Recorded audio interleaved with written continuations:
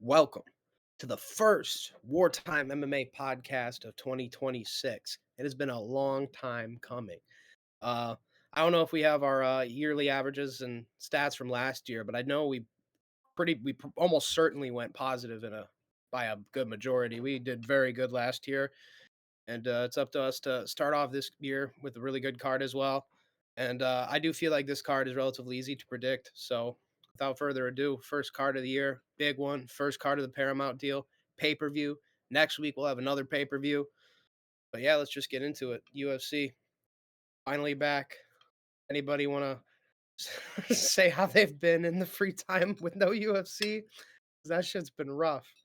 Um, I mean, we've been good. We've just been watching football mainly. Yeah. I try to get into some certain other sports because it just be fucking boring without MMA and stuff. Honestly, life is kind of stale when MMA is not around. Like sometimes it do be fun when family comes and asks you, "Oh, you gonna watch this fight coming up?" Like that'd be funny sometimes, but like other than that, like been all right. Yeah, this break made me a football fan. To be honest. Oh, Like I like having no UFC made me turn to other things to satisfy my needs. So yeah. yeah. What about you, Tony? Tony's been making money off season. Yeah, Yeah, it's hiatus from UFC was it sucks because like there's 6 weeks off, but football was really clutch to hold us over. But I'm hyped to get right back into UFC 324. We start the Paramount era. We're done with the ESPN era. Let's lock in. I'll kick it off, and then I'll give it to Mike after. It's Ty Miller, and we're always gonna butcher this name, but Adam Fuggett, basically. I'm gonna keep it short and sweet. I think I even watched Ty Miller's Contender Series debut with Alex in like a call, and he's sharp, man. Like he's a sniper. He's young, a little green, but Fuggett has been down the like fucking. He's had a lot of tough opponents like Michael Morales and etc. His record's really not that special. He doesn't really have a dimension of his game that is really like decisive enough. I feel like he's just kind of well rounded to an extent. But I think Ty Miller is sharp in his striking. I think he's got good frame for welterweight. I think he's quick, good hand speed. I think he wants to start his UFC debut, his UFC career with a bang, and he wants to start the Paramount era with a bang. I think this is, so to speak, a little bit of a lamb to slaughter. I'm going to go second round TKO Ty Miller. I could low key see it in the first, but I'll give not so much a round of respect to Fugget, but I think Ty Miller will just, take his time, won't rush, won't do anything stupid. He'll understand that he wants to get a spectacular win in his debut, but not risk anything stupid at the same time. So I'm gonna go second round TKO Ty Miller. Yeah, I think there ain't really anything to talk about here. I think Fugit's gonna get his ass whooped. Rarely fights. I think the last fight was the last fight Michael Morales. I want to say that was his last fight.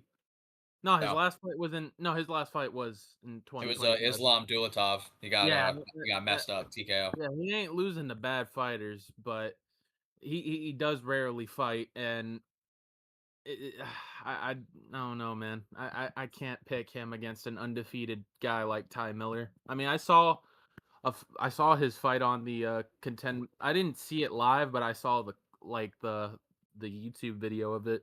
He looked pretty good. So I'm gonna go with Ty Miller as well. I'm gonna go with I'll go first round KO. I'll be ballsy here. I ain't really that ballsy, but I think he will finish Fugit. Yeah, this will be our first clean sweep of the card and the year with Ty Miller winning. I am going to pick him by TKO. I think that's mostly credit just to how shit Fugit is. I think if it was somebody else, I'd be picking him by decision. In his contender series fight, he fought a guy who's 8-3, Jimmy Drago. Honestly, looked pretty decent in the fight. Big leg kicker.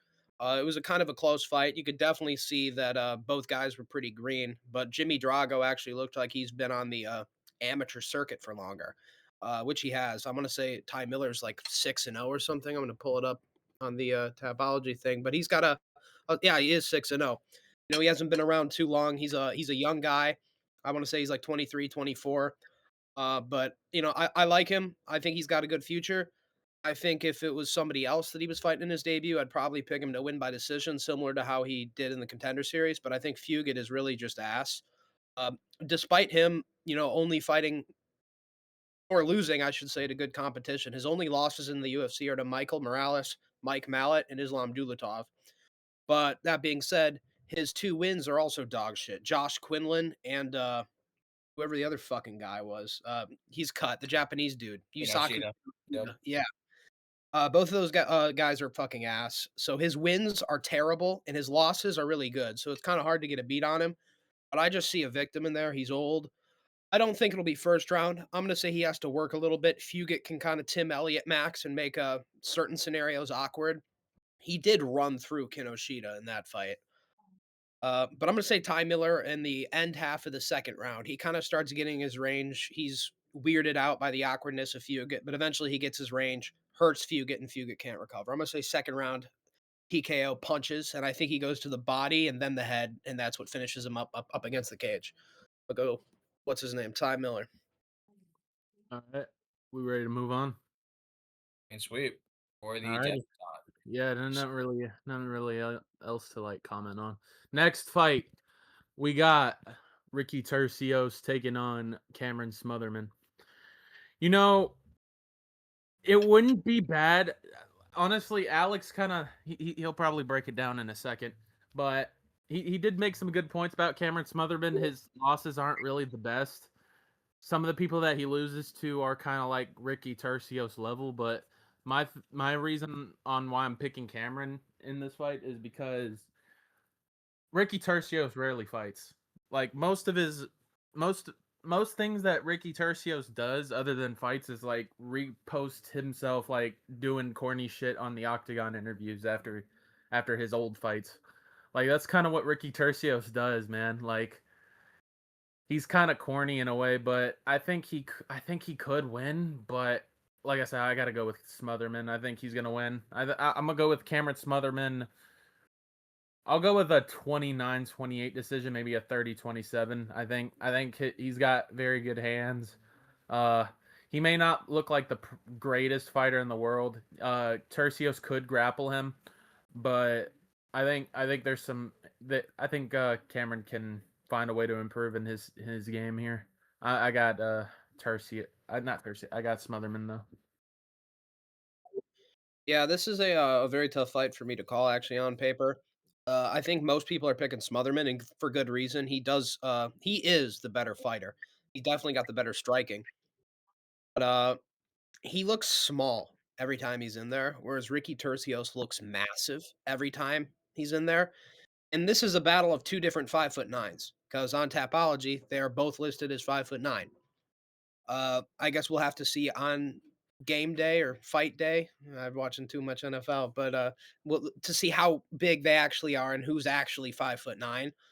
If Ricky Tercios comes in and he's way bigger than Smotherman, I think it could be problems because Ricky Tercios, although he's not good, he is tough as shit. He's got a good chin. He's huge, and he does have good jujitsu, but it's the cardio I think that's really a problem when you face Ricky Tercios because he's so hittable. You'll throw the kitchen sink at him. He's got a good chin. He'll eat it. And then it comes to the third round and he's putting it on you. Not to say he's like good and he's Max Holloway maxing. He's not. He just has good cardio and he's tough and he can make it into these positions of the fight if you can't get him out of there. And, I honestly rate him nearly choking out Raul. He had Raul's back and almost had a rear naked choke in. We know how good Raul's jiu-jitsu is. Ricky Tercios is clearly somewhat close to that level, despite him getting subbed on the ground by Raul. I think if it goes to the ground, it could be a short fight. I like Smotherman. I like Jan as his teammate. I like that old Jim. I want to go with Smotherman here. I think if he shows up and they're around the same size, I will probably pick Smotherman to win the first two rounds and probably drop the third to Tercios and win a decision. If Tercios comes in big, I think he finishes Smotherman in the third round. And as good as I think Smotherman's hands are, his two biggest problems are he doesn't put anybody away with the hands, at least not in the UFC. His only win is Jake Hadley. He's lost to two big guys. And if Tercios can come in and be a big guy that can mix the martial arts like a Serhi City or a Ricky Simone, I think that's a good style matchup to beat Smotherman. Despite that, he gets chinned. His One of his most recent KO losses was on the Contender Series where he lost to Charalampos Gregorio, who is terrible. Charalampos Gregorio has a safe to be one of the worst UFC fighters of all time. Dead ass. Like watch some of his fights. He has no technique, no ability. He's just kind of like a roid monster. And this is a guy that chinned you as a boxer. It's hard for me to trust Smotherman in this fight. I don't trust both of them being 5'9". I'm gonna be honest. I think Ricky Turcios cuts a lot more weight. Smotherman is kind of like a skinny, fast dude. I was gonna come in and pick Smotherman, but I think I'm gonna pick Ricky Turcios to finish him in the third round after getting lit up on the feet multiple times and just getting comboed. I don't think any of the power in Smotherman's shots really going to robble Tercios. And I think eventually he's going to hurt him, get him to the ground, and submit him in the third round. And we're going to get a corny ass speech on the mic afterwards. I'm going to go Ricky Tercios by third round rear naked choke after hurting him with a punch to the face, dropping him with knees in the clinch, and then getting a rear naked choke. Ricky Tercios, the first underdog of the year. Tough fight. I think Mike and Alex said a lot of points that I seem to agree with. I don't necessarily believe that they're the listed height that they have on Tapology as well. This fight is closer than it would seem. I mean, both their records are near identical. I think Ricky Tercios is 12-5 and Smotherman's 12-6, relatively similar age. Um, I would say the more well-rounded fighter on paper is Ricky Tercios. At least there's some form of a grappling element in his game. With Smotherman, it seems that his kryptonite, aside from his chin and durability, getting knocked out in previous fights, is his takedown defense. Um, some insight that I have was Ricky Tercios is like on social media, as Mike alluded to, and he's even like offering like instead of training, so to speak, seriously. I'm kind of accusing him here, like he's like training for sessions where people pay him and he teaches them MMA or something. Don't love that. I do think Smotherman's got the better facilities at his disposal, better training partners, and just being in a gym more frequently than Tercios. Um, I don't know. I just kind of like based on his social media. I could be wrong, but I haven't really seen him at Team Alpha Male. This is a really tough fight for me because I think Cameron Smotherman's the better striker, at least with the hands. I do think Tercios is more willing to kick. I think he's more willing to mix in grappling exchanges. Durability, I'd give an edge towards Tercios. He's only been knocked out the one time by Mata Martinez. At least a guy who's made it to a UFC level. Say whatever you want about him, but at least he's made it to a UFC level. The City fight and the Ricky Simone fight, he kind of got like more out. Uh, I was gonna say a word that doesn't exist, but basically, they were more physically imposing than him. He wasn't really able to get his offense going like he did in the Hadley fight. Smotherman's performed well as an underdog. Now you have him here as a favorite. It's a tough fight. I do think Smotherman's a better boxer. He's slightly more younger. I imagine just based on the way he carries himself, that he, so to speak, cares about his career more than Tercios at the time being. But Alex made some really good points that I think about in this fight, and the one that I simply can't ignore is getting knocked out by Charlampo Gregorio. That is fucking terrible, dude. That is really bad. He was awful in his UFC debut against Ann Hellinger. I was of the mindset to go Smotherman. I'll probably regret it, but I'm willing to take a risk. I'm gonna follow Alex here on his first underdog take of the year in 2026. I'm gonna go Ricky Tercios in a competitive decision, where yes, Smotherman probably comes sharp in the first round with the boxing exchanges, looks good, but I think Tercios kind of weathers the storm, imposes his cardio, weaponizes it a little bit, plays the kicking game, throws in a takedown, does what he got to do, get dirty, wins the fight. Ricky Tercios decision, upset. And also, I want to comment on Ricky Tercios training people. He's a coach at his gym. He's a jiu-jitsu coach. So I think that's probably what it is. Him and Alex Morono are coaches. So I mean, I don't think he takes his career that seriously. I think he's takes it as seriously as Alex Morono, to be honest. I don't think he wants to be a champ. I think he just wants to scrap. So, there's a spot in the sport for that as well. But moving on to our next fight, heavyweight scrap, Josh Hockett, Denzel Freeman. Uh I'm gonna pick Josh Hockett. I think everybody will, or most of us will.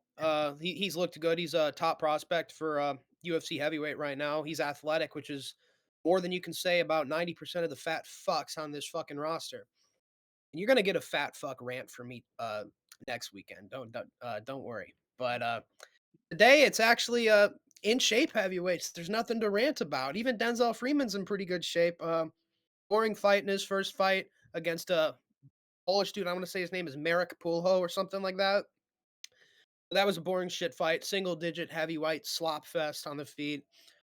Slop fest, not slug fest. Josh Hockett's been on fire in the UFC. Big KO in his debut.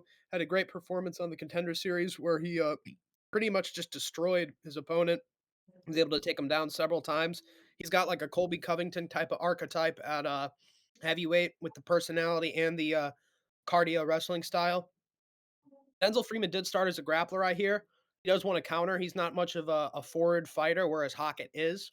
I think that's where Hockett takes this fight and he wins the majority of the time. I think maybe he can get countered by going forward against somebody who naturally wants to move backwards and counter strike. There's always going to be that fear. I think the way you stop from somebody from counter striking is you just give them a whole box of shit and they don't know what to expect or what to counter. And I think Hockett's going to be able to do that. He's got good hands, it seems like, too. Um, he's not just a wrestler. So I think that can go a long way. And if you're going to be the guy shooting a lot of takedowns, I trust that to open up your striking a little bit more than this guy, Denzel Freeman, who seemingly doesn't want to throw more than 5 or 6 strikes around. I'm going to say Josh Hockett. I'm going to say late rounds TKO. I'm going to say he runs the circuit with single legs and double legs for the first 2 rounds. And I'm going to say in the beginning of the third round, he gets a ground and pound TKO, whereas Denzel Freeman's just gassed and has nothing left at that point.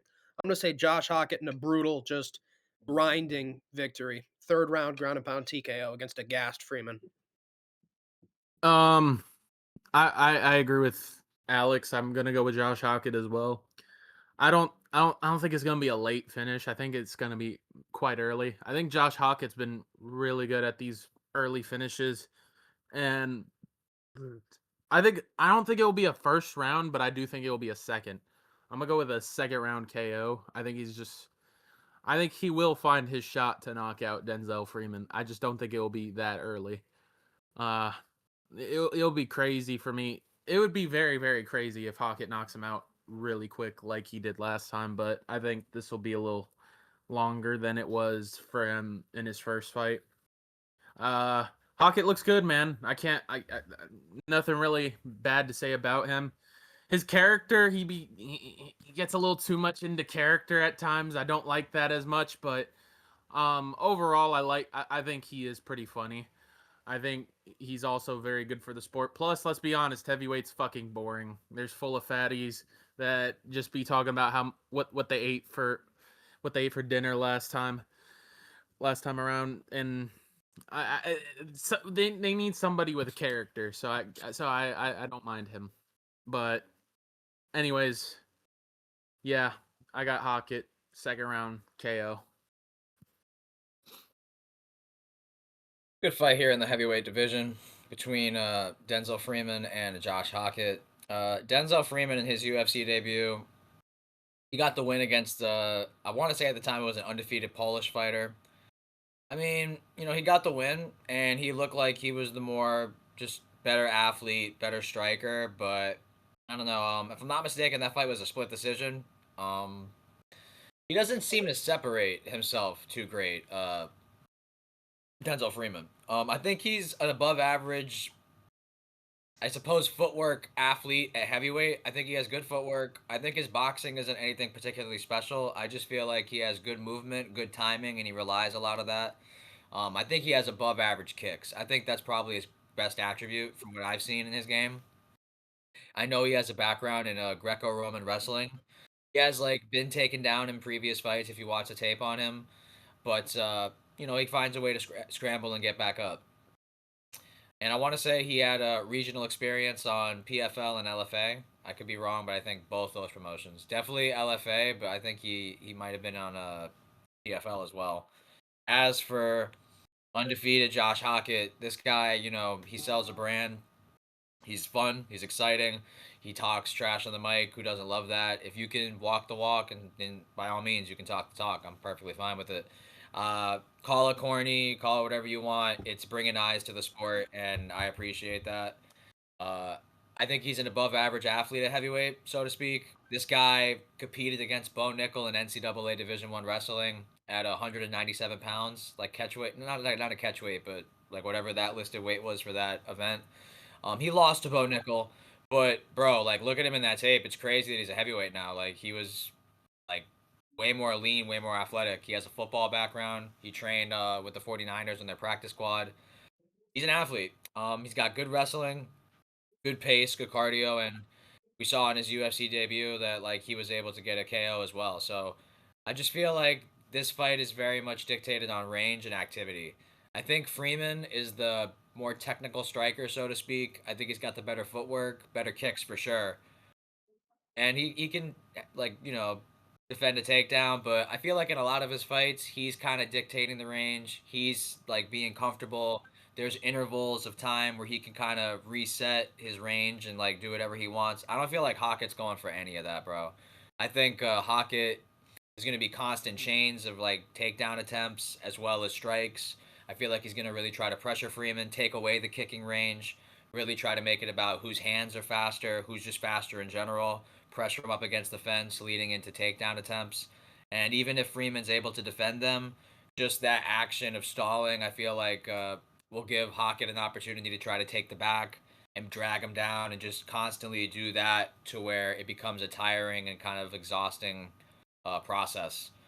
And I'm torn between a decision and a late finish, but I'm gonna go with a. Freeman's only lost by split decision in his career, where he got out pressured, outstruck. I think Hockett is gonna get a torn between sub and late third round ground and pound TKO, but I'm gonna go. I don't want to go sub, honestly. I'll be bold. I'm gonna go different. I'm gonna go with a third round submission for Josh Hockett, where in the first round, I feel like Freeman's going to want to be bouncing around on the outside, point fight, fine when he can throw his head kick. But Hockett will be shooting takedowns. He'll get a couple, but they'll go right back up. And then Freeman will kind of like reset. But eventually, Hockett's just going to say, fuck it. And he's just going to stay on the ground on that like initial takedown. And I think it's just going to lead to a tiring process where Freeman's just going to like his defense is going to get worse as the fight goes on, and he's just going to give up his neck and he's going to get a submission loss. So I'm going to go third round submission, Josh Hockett. Just he melts him with cardio and pace and pressure. Alrighty. Moving on. We got Michael Johnson taking on Alexander Hernandez. Uh, very good fight. This looks like the type of fight that Michael Johnson could win. I really want to pick Michael Johnson. I think Michael Johnson's very good, especially for his age. He's coming off very good wins. But I'm gonna stick with Hernandez. I think Hernandez will get it done. Uh I'll go with I'll go first. No, I'll go second. I'll respect I'll respect MJ here. I like MJ. I wouldn't mind him winning. I do like MJ. I don't think Hernandez has improved to an extinct. Like I think he has improved in some ways, but I don't think it's a drastic thing. But I got him winning. I think he will win. I can't trust myself to pick a 39-year-old, but who knows? Maybe MJ might do MJ shit and just fuck around and beats him. Who knows?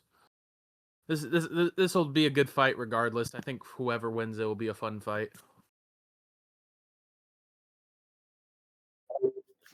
Yeah, this is a good fight. I am going to be wind up picking up Alexander Hernandez. I feel like he's picked up a new stride in his career. You could say the same thing about Michael Johnson. I just think he's too old to really say that about.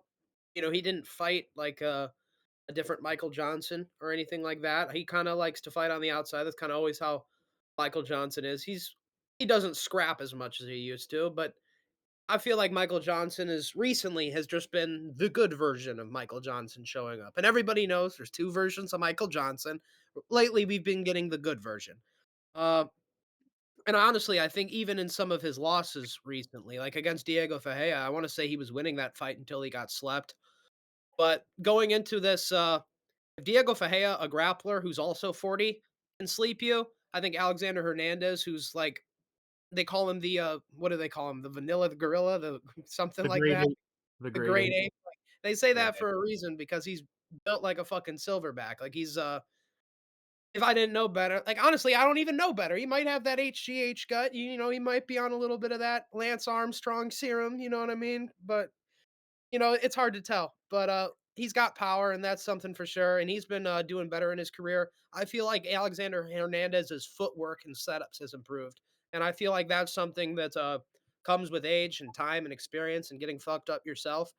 Michael Johnson has that same thing to his game where he can beat, like, these younger guys that don't know certain things and don't have the IQ of him, and he can take advantage of, like, hitting Zellhuber while he throws a body kick. He thinks he's invincible throwing kicks, and then you clip him while he's throwing a kick. Like, he can do that sort of shit to you. Like, Hernandez can get out countered and more or less outpointed for an entire round, find your timing and sleep Hooper at the end of the round. Like, you can do these things easier once you've seen it and been there a little bit more. Both of these guys can do it to each other, and I feel like Hernandez has the more he's got better eyes, he's got a little bit more patience. I feel like if he's losing, he's gonna be more okay with staying safe and finding that big counter shot, which I think in another fight might have him lose by decision. And I think Michael Johnson fight, he finds that shot and sleeps him.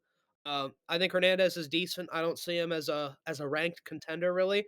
I still think he's more or less the same Hernandez, but I feel like this is the best version of Hernandez we've probably ever gotten. Even when he was young, beating the guys of Benil, I feel like he was just super explosive. Whereas I feel like now he's actually becoming more of a complete martial artist with real hands. I think Michael Johnson will be piecing him up until Hernandez finds that counter shot and he'll sleep him. I'm gonna say second round, same round for Hay slept Johnson in. I think Michael Johnson will be using his kicks a little bit too. I think he'll be kicking to the calf, doing a lot of jabs, a lot of straight punches. And I think Hernandez is eventually going to find either an overhand or I mean, the overhand works a lot on Michael Johnson. Josh Emmett, Diego Ferreira. I want to say Gaethje hit him with it several times in their fight. I think Hernandez finds an overhand. Second round, KO. Good fight here in the lightweight division between these two UFC veterans. Michael Johnson, 31 UFC fights. Alexander Hernandez, 17 UFC fights. Both above 500. That alone in this promotion, the best in the world to be able to have a positive record average. That's impressive.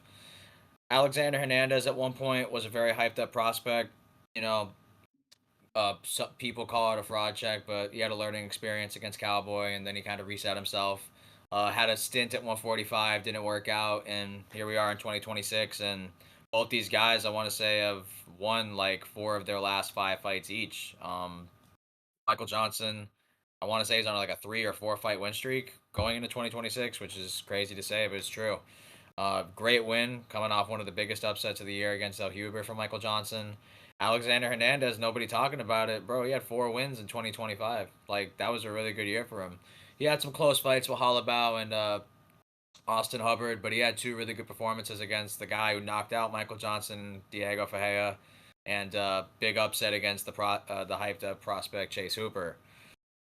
I think Michael Johnson is on paper the more technical boxer. I think he has the better gym partners. He trains with the likes of Kamaru Usman. We've all seen the training videos of him sparring with Usman.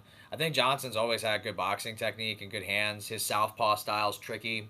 This is a guy who knocked out Poirier at one point in time. This is a guy who beat Tony Ferguson at one point in time. We know that we can get the best of Michael Johnson, but we also know we could get the worst. He's that type of fighter, man. And I'm not gonna lie, for him to be on this winning streak is impressive. But I do agree with Alex's sentiment that people regard Johnson as like that unk, where he's got the veteran savvy and he's able to take advantage of these younger guys who don't really know the X's and O's and how to navigate, how to pace themselves in these higher level fights. He was able to make Flowers pay. He was able to make Zellhuber pay.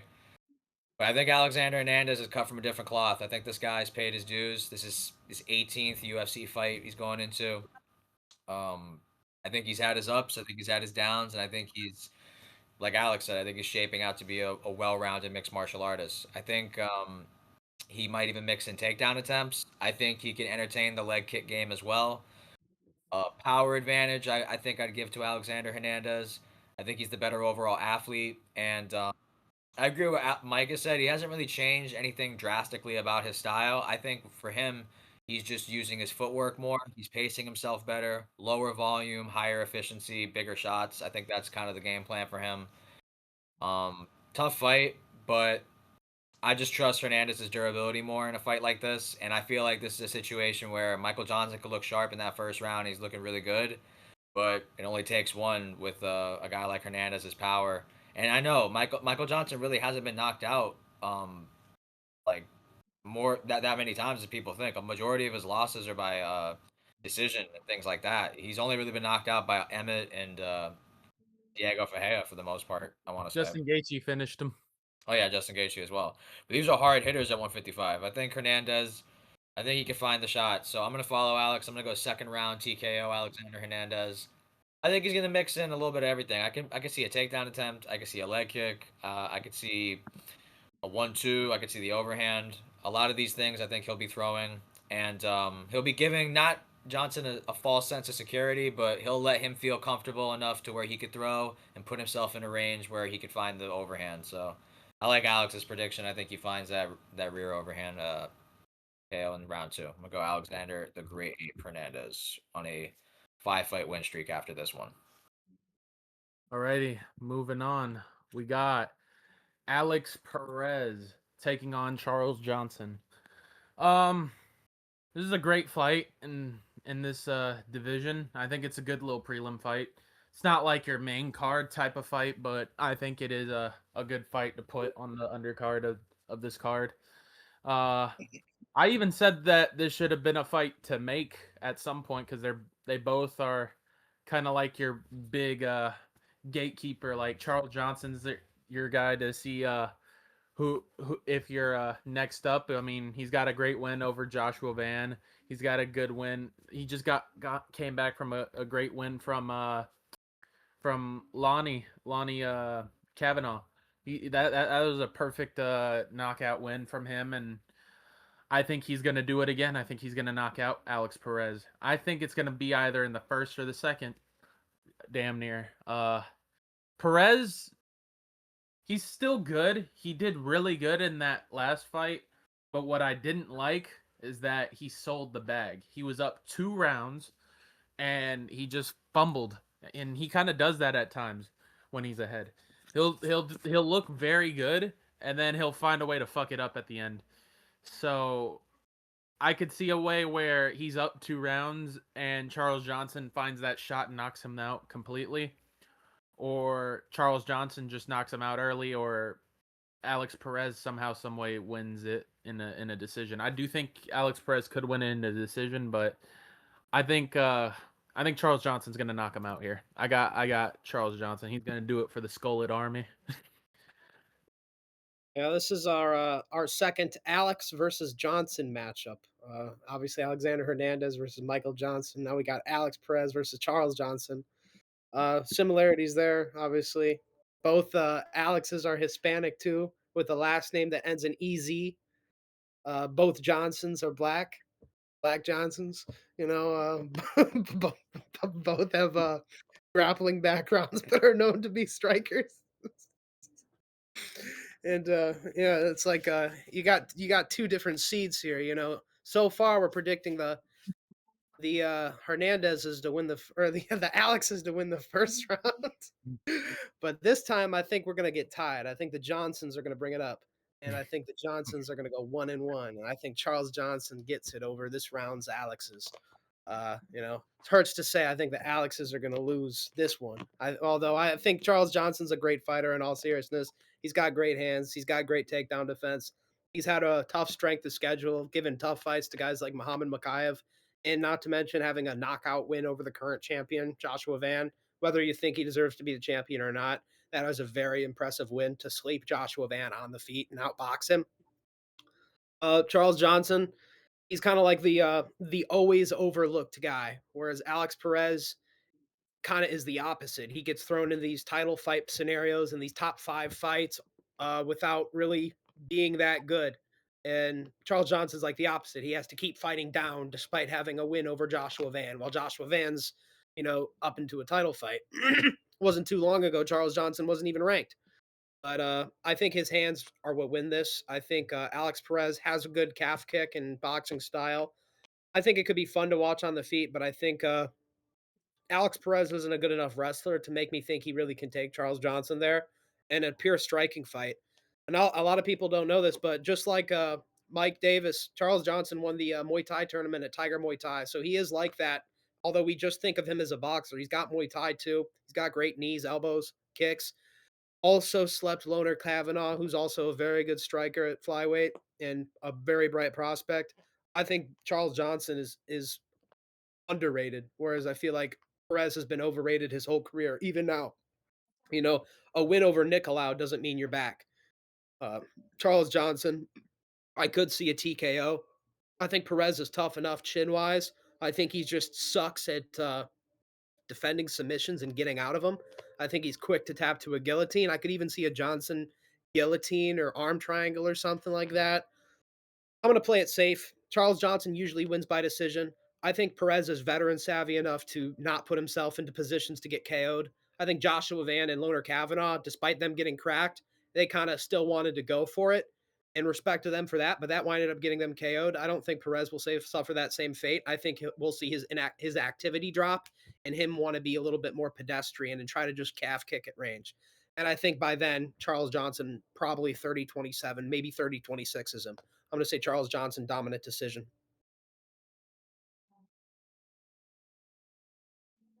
Good fight here in the flyweight division. Alex Perez, he's been in the mix for a while now. He's been in there with the best of the best. You know, Devison Figueiredo, Alexandre Pantoja, Tatsuro Taira. I mean, the list goes on.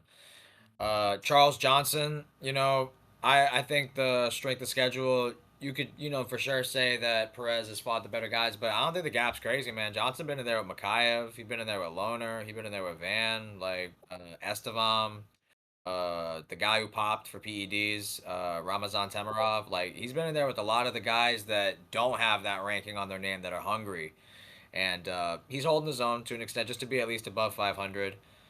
I do think Alex Perez, like, he's never really been able to sustain momentum, so to speak. Like, he kind of has a lot of inactivity in between years, a lot of cancel fights. You look at his tapology. Um, his durability isn't bad, but the Tyra injury, uh, I don't know. It's just like he's never really like 100%, not necessarily committed, but it just doesn't seem like he's 100%. Things are like all good in camp and this and that, and there's like no worries, and like this is the best form of him, so to speak. Charles Johnson, I think he's pretty durable. I think he's got good gas tank, good takedown defense, tall for the division, good reach, good range management. I think Perez wins round one. I think he knows, like, backs up against the wall. He's coming off a really bad loss where he was up 2-0 and fumbled it, as Mike alluded to in the Alabama fight. That was a bad look, in my opinion. Um, Submissions seem to be his problem, so, I think he has, like, decent wrestling, but, like, I don't think it's going to be enough for Charles Johnson. I think he's going to be able to defend the takedowns. I think Perez wins round one, and then I think Johnson wins round two. He puts more urgency, puts more volume, more output, more pressure. And round three, I'm torn between a late finish for Charles Johnson or a decision. I think I'll play it safe like Alex. I'll go decision because Alex Perez has only been like TKO'd at least 2 times with the injury to Tyra. I think they might have counted that as a TKO or something, but the other one was ground and pound from Benavidez. I think Johnson can tee off on the ground, but I don't think it's going to be as good as Joey V's was. So I'm going to go Charles Johnson by decision. Yeah. Righty. Moving on. We got Nikita Krylov taking on Modestas Bukauskas. Uh, Kind of tough. Really tough to predict. Oh man.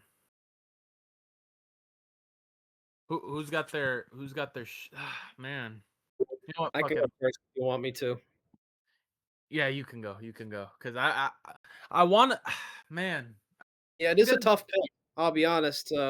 Me and Tony were talking about before this pod that is pretty much more or less a 50-50 fight. And what I came to the conclusion of is it's dependent on what Krylov does. I think if Krylov comes out here like he did against Bogdan and against Reyes and wants to strike the whole time, he's going to get shinned. And I'm not saying Modestus is like that on the feet compared to, Bogdan or fucking Vitor Petrino or any of the guys that have, or my bad, Vitor Petrino slept Modestus. I got my guys confused. But Bogdan and whoever else fucking slept fucking Reyes, obviously. I'm retarded. I don't know why it took me so long. But I just said it too. But Nikita Krylov, honestly, has just wanted to strike for some reason, and it's gotten him smoked. And he's wanted to like uber aggressively strike. Like he wanted to fucking swing in the pocket with Bogdan. And that's like the dumbest thing you could have done. Like honestly, like that's the one thing you don't do with Bogdan. Like you stay at range and you kick his legs and you go to the body and you take him down. Like you don't retard Max and throw hooks. You don't fucking just overextend and walk into a Reyes left hand if you're not retarded. Like what do you have to worry about with Reyes? Left hand, left kick. He couldn't do it.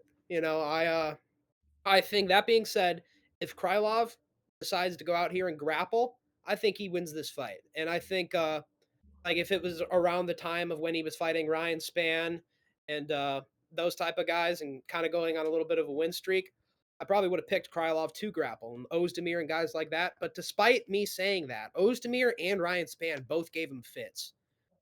And Paul Craig submitted him once again. You only got to worry about one thing with Paul Craig. It's getting in his fucking guard. You have two submissions and they're both in full guard.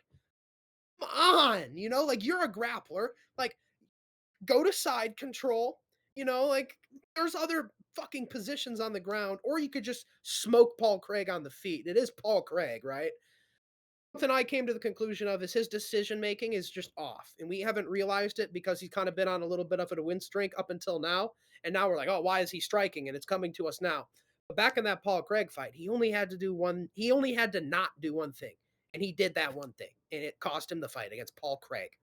You know, as a grappler too, like you're supposed to know these sort of things. You're supposed to know your opponent as somebody who's arguably almost beat a Prime Glover and took him to a split decision. Somebody who's been in the UFC for way longer than we think. He debuted as a heavyweight, like back in like the fucking Fox era. Like honestly, even before. Like it was like maybe even the Spike era. Krylov's been around for a while. This is a veteran. Like I can't see his record. It looks like it's 30-11 though. That's 41 fights. Big dog. Learn to strike and learned when you should grapple. Like this is Curtis Blades maxing on a whole nother level. Like I think Curtis Blades at least can convince himself he can do that thing. Like, oh, I can strike with this guy. Oh, I can grapple with this guy. Whereas Krylov, he's just like, yeah, I'm gonna fucking do the stupidest shit possible. And that's what I'm thinking Modestus wins. There's not a lot of Lithuanians. It's a nice story of him getting cut from the UFC after he gets his knee stomped out. Now he's in the rankings. Khalil's gonna be on a losing streak again, probably. You can do that again, maybe as a rematch. Maybe that can be sold later down the line. I don't think Modestus is like that. I think he'd probably lose to Khalil again. I don't think he's going to just murder Krylov on the feet. I think Krylov has some decent kicks. He can give him some fits with them. But I don't see Krylov grappling anywhere near the amount that he should. And I think that Modestus is going to catch him at some point and put him out. I'm going to say end of first round or the beginning of the second round. Modestus finds his shot. He's not that great, but he is patient and he's got decent timing against guys who have worse striking than him. And I think Modestus is going to win. Getting KO'd by Jimmy Crute is not good. No matter what part of your career you fight Jimmy Crute and what part of your career you're in, it's a bad look. That being said, I think there's just something wrong with the decision making and IQ of Krylov. So I'm gonna go Modestus second round KO. Yeah. I had to look at my phone and check some performances here. I actually had to watch some tape on this shit. Uh it could bite me in the ass. Like Buzkowskis could do something fucking retarded. Like he could do something retarded. But I'm gonna stick with my pick here. I'm sticking with Bukauskas. I think Krylov is just that fucking retarded. Like I think he is that retarded to get into the pocket and fight Bukauskas on the feet and get his ass knocked out. Plus, Bukauskas he's got some people. I mean, ever since he trained at Aspinall's gym, he's been improving. It looked like so. I think it will be a good little story for him to come back and win here. I mean, he's been winning, but you know what I mean. I think this will be a better name to get a win off of. I'm gonna go with second round knockout. I'll go with the second round knockout for Modestas Bukauskas. It's a tough fight though. I could see him doing something stupid too. It's honestly gonna go down to who's gonna fuck up.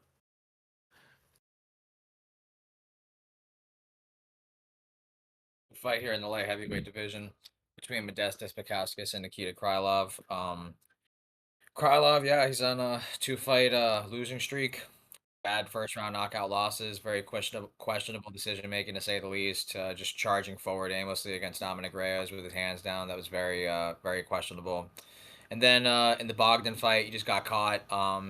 He did look decent, I suppose, in comparison to the Reyes fight, as far as just his offense in general and his strikes.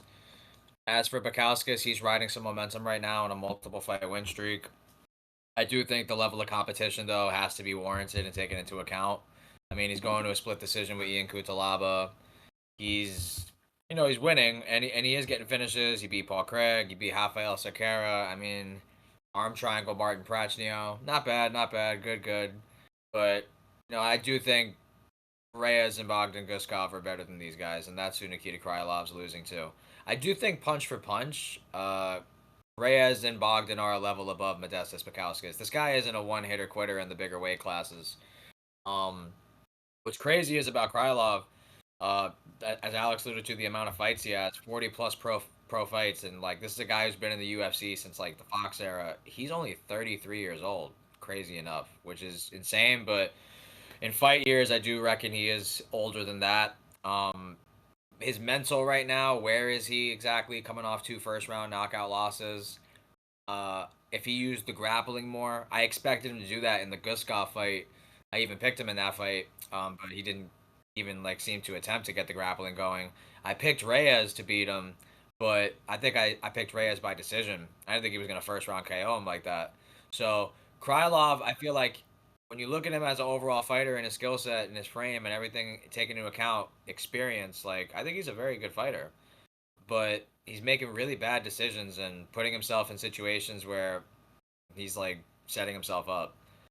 Bukauskas does have good momentum. He is the younger fighter. I do think the UFC wouldn't mind having at least a Lithuanian fighter on the roster just to open new markets and things of that variety. You know me, I'm always conspiracy theorist with that.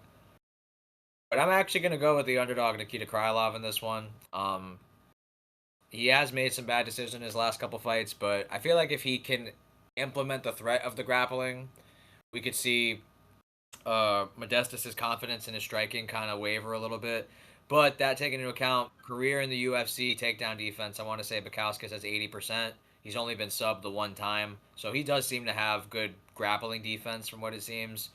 But I don't think he's fought a grappler on the level of a Krylov, and it's hard to trust Krylov right now. I 100% understand it. But I think this guy's experience, this guy's skill set, I think this is a pick-em fight. I don't think he should be as much of an underdog as he opened up at. So I'm gonna go Nikita Krylov, and I am gonna go with the finish just because he is a guy who goes forward. I'll go with a second round club and sub.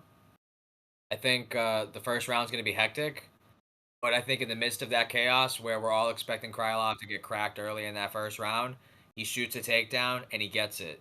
And now his confidence starts to build and knowing that, okay, I could take this guy down, I can get on top of him, and I can do some damage and do some work. I think he's going to just, like, kind of control, and I think Krylov is, like, he knows, but my back's against the wall. I gotta fight to win, like, be, exciting and everything, but I gotta win, too. So I feel like in that first round, he's going to look smarter than he has in his last couple fights. He's going to get the takedown. He's going to close the distance. He's not going to search for the sub early. He's just going to kind of positionally control him, get his strikes in, and make Medeskis work to get back up. Medeskis eventually will. They'll separate. They'll play a little bit at range. Medeskis isn't going to like try to lunge in like aimlessly and reckless abandonment. I think like he's going to be measured. But Krylov is going to be okay with that because there wouldn't be that worry of, oh, I'm going to get first round KO'd again. I think Medeskis is going to take his time. And then in the second round, I think Krylov's going to blitz him, pressure him, where we all think he's going to get cracked, gets the takedown, and then he gets to a dominant position where he's able to get the submission. I'm going to go with a second round submission for Nikita Krylov. Yeah, Nikita Krylov debuted in 2013 on the same card that Anthony Pettis won the world title. It was a loss. He lost to that guy, but his second fight, he beat Walt Harris in 25 seconds in the first round KO. Wow. So 2013. Damn. 2013. And something I didn't know, he was actually cut. He's back. Like this is his second stint in the UFC. Krylov. Wow. Yeah. Alrighty. Krylov. Moving on. We got Ateba Gauthier taking on Andre Polyaev.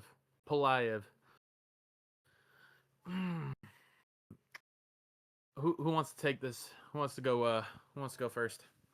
I can kick this one off. Okay. You know, call it casual, call it whatever the case may be. For what it's worth, you know, I mean, they have similar records, but I feel like a lot of people are going to be making this pick. I'm going to go with the Gaethje. They are a bit can crushing and like silver spoon feeding him matchups. Like he is getting like easy guys, and on paper, Polaev is the best guy that he would have faced up to this point in the UFC. Not a small guy, but Ateba's got crazy explosiveness, crazy athleticism, good technical boxing for a middleweight, especially. Pulayev isn't small. He's like 6'4", Russian. It's crazy. He's a Russian that doesn't want to wrestle. He wants to strike. He has been knocked out the one time, lost 2 decisions. So, I mean, in 13 fights, he's only been knocked out one time. Decent durability, but I don't know if he's seen anybody as fast, as explosive, and as powerful as Ateba Gaethje is. So, I'll go with I'll go second round TKO Ateba Gaethje. I'll just give a round of respect to Polev just because I think he's like better than everybody that they've been giving Ateba. So, and he went the distance with Christian Leroy Duncan. That's actually not bad, but I'll go second round TKO Ateba Gaethje. I just feel like the boxing, if he's able to close the distance, take away the reach advantage of Polev, get inside, I feel like he's gonna be too quick, too slick, and he's just gonna beat him to the punch. I was gonna keep this at I was gonna give my thoughts at the end, but I'm just gonna say it. I want to go against Ateba, man. I really do. I really want to pick against him. I fucking don't like the Glazers. They think this man is so fucking good just because he's beaten a couple of fucking cans, man. But I do think he will win. I do think he will. I think he will win. I think he's gonna knock out this random Russian dude. But I'm for the first time in a minute, I will pull for a Russian here to win this. I ain't gonna lie to you. The Ateba Gauthier fans are throbbing this man's BBC for nothing, bro. Like he's just not that. He's good. Of course, the talent is there, right? The talent is there, but that he's only looking good against trash, like low level competitors. I think if he fights somebody good, I think I will probably pick against him at some point, but I don't think today will be the day. But yeah, I'm gonna go with Gauthier. I'm gonna agree with Tony as well. I'm gonna go with the second round finish, but I'm pulling for the Russian. Yeah, this is definitely the best guy that Gautier's fought up to this point. It was real cans up until this point. It was like that dude making a debut that looked like a scared mouse running around the room, like running away from a cat, doing everything but engage. And then you had that fucking fat fucking what's his name? I don't even want to say his name. Jose Medina. He's still in the UFC, by the way. He's still What? here. What? He's still here. I want Oh to say he my has a fight God. booked on the Mexico card. And I Oh want to my. say he like fucking I don't even know. I want to say he might have went down to welterweight, but this ain't his fight card. Although it should be, because I got some pent up fat people energy I gotta let out. But Ateba Gautier is a good prospect. He's young. I want to say 23, massive favorite. I think Andre Pulayev can make it a lot further into the fight than a lot of these other guys. Against that Treston Vines, I want to say his name is, that just ran around like a scared mouse. He showed that like you can kind of survive by being inactive, and I'm not saying that's a good thing, that's a bad thing, that's a weak thing, but you can survive the first round almost against him. I'm gonna say Treston Vines got fucked up at the end of the first round and didn't make it to the second. Tubby Gautier has got some real power. One of the only guys to flatline Medina. You know, the fat cunt's got a chin. I'll give him that. Probably from all the eating he's been doing, strengthening that bitch up. But you know what I mean. Andre Polayev's got some good teeps. He's got some good shit up the middle. He's a tall, long middleweight, and he's got decent striking. That being said, bro, you can't finish Nick Klein in the first round. Imagine what Ateba would do to Nick Klein. It'd be like 20 seconds. He'd use him like a fleshlight. Fucking Andre Pulayev is just like taking him to a second round, and it's like a sloppy fight. You know, it's like a sloppy. Like you're supposed to be the lengthy kickboxer that fights at range. Why are you like throwing these fucking retarded shots at Nick Klein and taking him to a second round? I want to say Nick Klein like out grappled him and had his back in the first round. Maybe I'm thinking of something else, but come on, man. Like Ateba smokes Nick Klein in like 2 seconds, and I think Pulayev that backing up can maybe get you a second round. It won't get you not KO'd, in my opinion. I think Ateba Gautier is going to go forward. I think it'll be end of the first, beginning of the second. I think at some point the nervous energy has to give out. I think he'll want to throw a little bit more than Tristan Vines. I think he'll be a little bit more confident in his striking since he is a kickboxer. I'm going to say he tries to win the round back at the end of the first round by throwing some shots, and I think that he gets clipped and gets KO'd. End of the first round is going to be what I say. Andre Pulayev, another one for Ateba Gautier. And I think, honestly, I know everybody wants him to get better matchups. I do too. I think they're going to can feed him till a ranked opponent, and then the ranked opponent's going to be like fucking, I don't even know, somebody easy. You know, it's going to be like a 40-year-old Vittori or whatever. But yeah, I'm going to go Ateba Gautier. First round. Very pedestrian like Pulayev. Anyways, yeah, moving on. We got the prelim opener. I mean, not the prelim, the prelim headliner. Umar Nurmagomedov and Davison Figueiredo. Honestly, a very good prelim main event. I want to go. I really want to do this. I really want to go against Umar, mainly because I was not impressed by that Mario Batista victory. But Figgy's fucking old, bro. He's very old, and I did not like what I saw in his last performance. I know I picked him to win, and I think it was just. I think it wasn't really all skill from Figgy. I just think, what's his name? Montel Jackson. Montel Jackson, yeah, I think it's just he's fucking horrible while Figgy's just got the experience edge on Montel Jackson. Plus, it's in Brazil. He's not going to lose in Brazil. Figueiredo has the opportunity to do one of the most funniest things in bantamweight history. Minus Piotr Jan cooking Merab in a decision that was pretty funny. But I think that was just happiness at the end of the day. It wasn't really like funny in like a clownish way. It was just funny because Merab got fucked up in a way that he was supposed to win. But I got Umar. I'm gonna go with an Umar decision. I don't think he's gonna. I think he could finish Figgy. I really do, but I don't. He's not. He can't. He couldn't even finish certain other people. So I don't see him finishing Figgy. I think Figgy will toughen into a decision loss. Yeah, this is a huge underdog in Figueiredo. He's plus 800, it says on Tapology. That's crazy. You know, I think that's disrespectful. I think you got to at least put him at like plus 400, plus 500. Even that is a fucking massive underdog. But plus 800 is like Bo Nickel versus bum numbers. Like it is very disrespectful against a former champion and somebody who's fought the best in Figueiredo and somebody who can grapple and strike and has knockout power. Despite that, you know, we've seen him take his licks over the years. He's been around for a good bit at this time. When he was at flyweight, he made a hell of a weight cut. He took a lot of damage in the wars against Moreno. He's gotten subbed in those fights. He's been I don't know if he's been knocked out before. I want to say he probably has, but I don't recall. Uh, there was like the TKO knee injury, and that's not a good look either. Having your ligaments torn at like 36, 37, 38 years old. You're an old bantamweight. That's not a good look ever. It's one thing if you're a 38-year-old light heavyweight like Pereira or a 40-year-old heavyweight. It's different when you're a bantamweight. Figueiredo is usually not about speed, it's about timing and power. I do think that could be a recipe for winning a round and getting a knockdown on Umar, to be honest with you, but I don't see him winning. I honestly almost feel like Umar could get a finish. I feel like this is a moment where we kind of want O'Malley and Yan to happen. Fucking imagine Umar just smokes Figueiredo and takes that spot. Now we got Umar Yan. Yan loses. Umar's the champ, and we get fucking cucked again. That type of shit is always on my mind.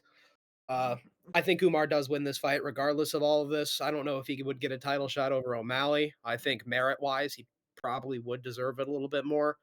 His one fight with Marab was better than O'Malley's most recent performance. But regardless, I think he's probably going to be in a queue behind Marab when they wait for the trilogy. Umar's good. I still think to some degree he's unproven and a little bit fraudulent. I don't think he's Islam. I don't think he's Khabib. I think him and Usman are both kind of fraudulent. But he's a good striker. He's a great grappler. I could see him taking Figueiredo's back and getting a rear naked choke. That is something I'm thinking about, maybe picking him. But I think I am going to have to go decision. I think he's going to be able to hurt him sometimes on the feet. I think he's going to have to be aware of Figueiredo's power. I think Figueiredo, I'm going to say, gets the first or the second round with a knockdown. And I mean, we got to remember this is a guy who knocked down Jan, and despite him being shit, was the first person ever to knock down Cheeto, who has a great chin. Those are two guys, Cheeto and Jan, with durable iron chins, and he dropped him. And I could see him dropping Umar if Mario Batista's dropping Umar. That being said, I'm going to say 29-28 Umar. Figueiredo gives a good effort for being an old man, but I'm going to say Umar gets the first and the third. I'm going to say he could just grapple maxes the third. And like he gets hurt in the second, and he just lay and prays out the second round. Figueiredo wins on damage, and he just does the same thing in the third round, wins it. Umar 29-28. Good fight in the bantamweight division. My favorite flyweight of all time, Davison Figueiredo. Biggest betting underdog ever as a champion in UFC history. Like it's Alex alluded to, the price tag's insane.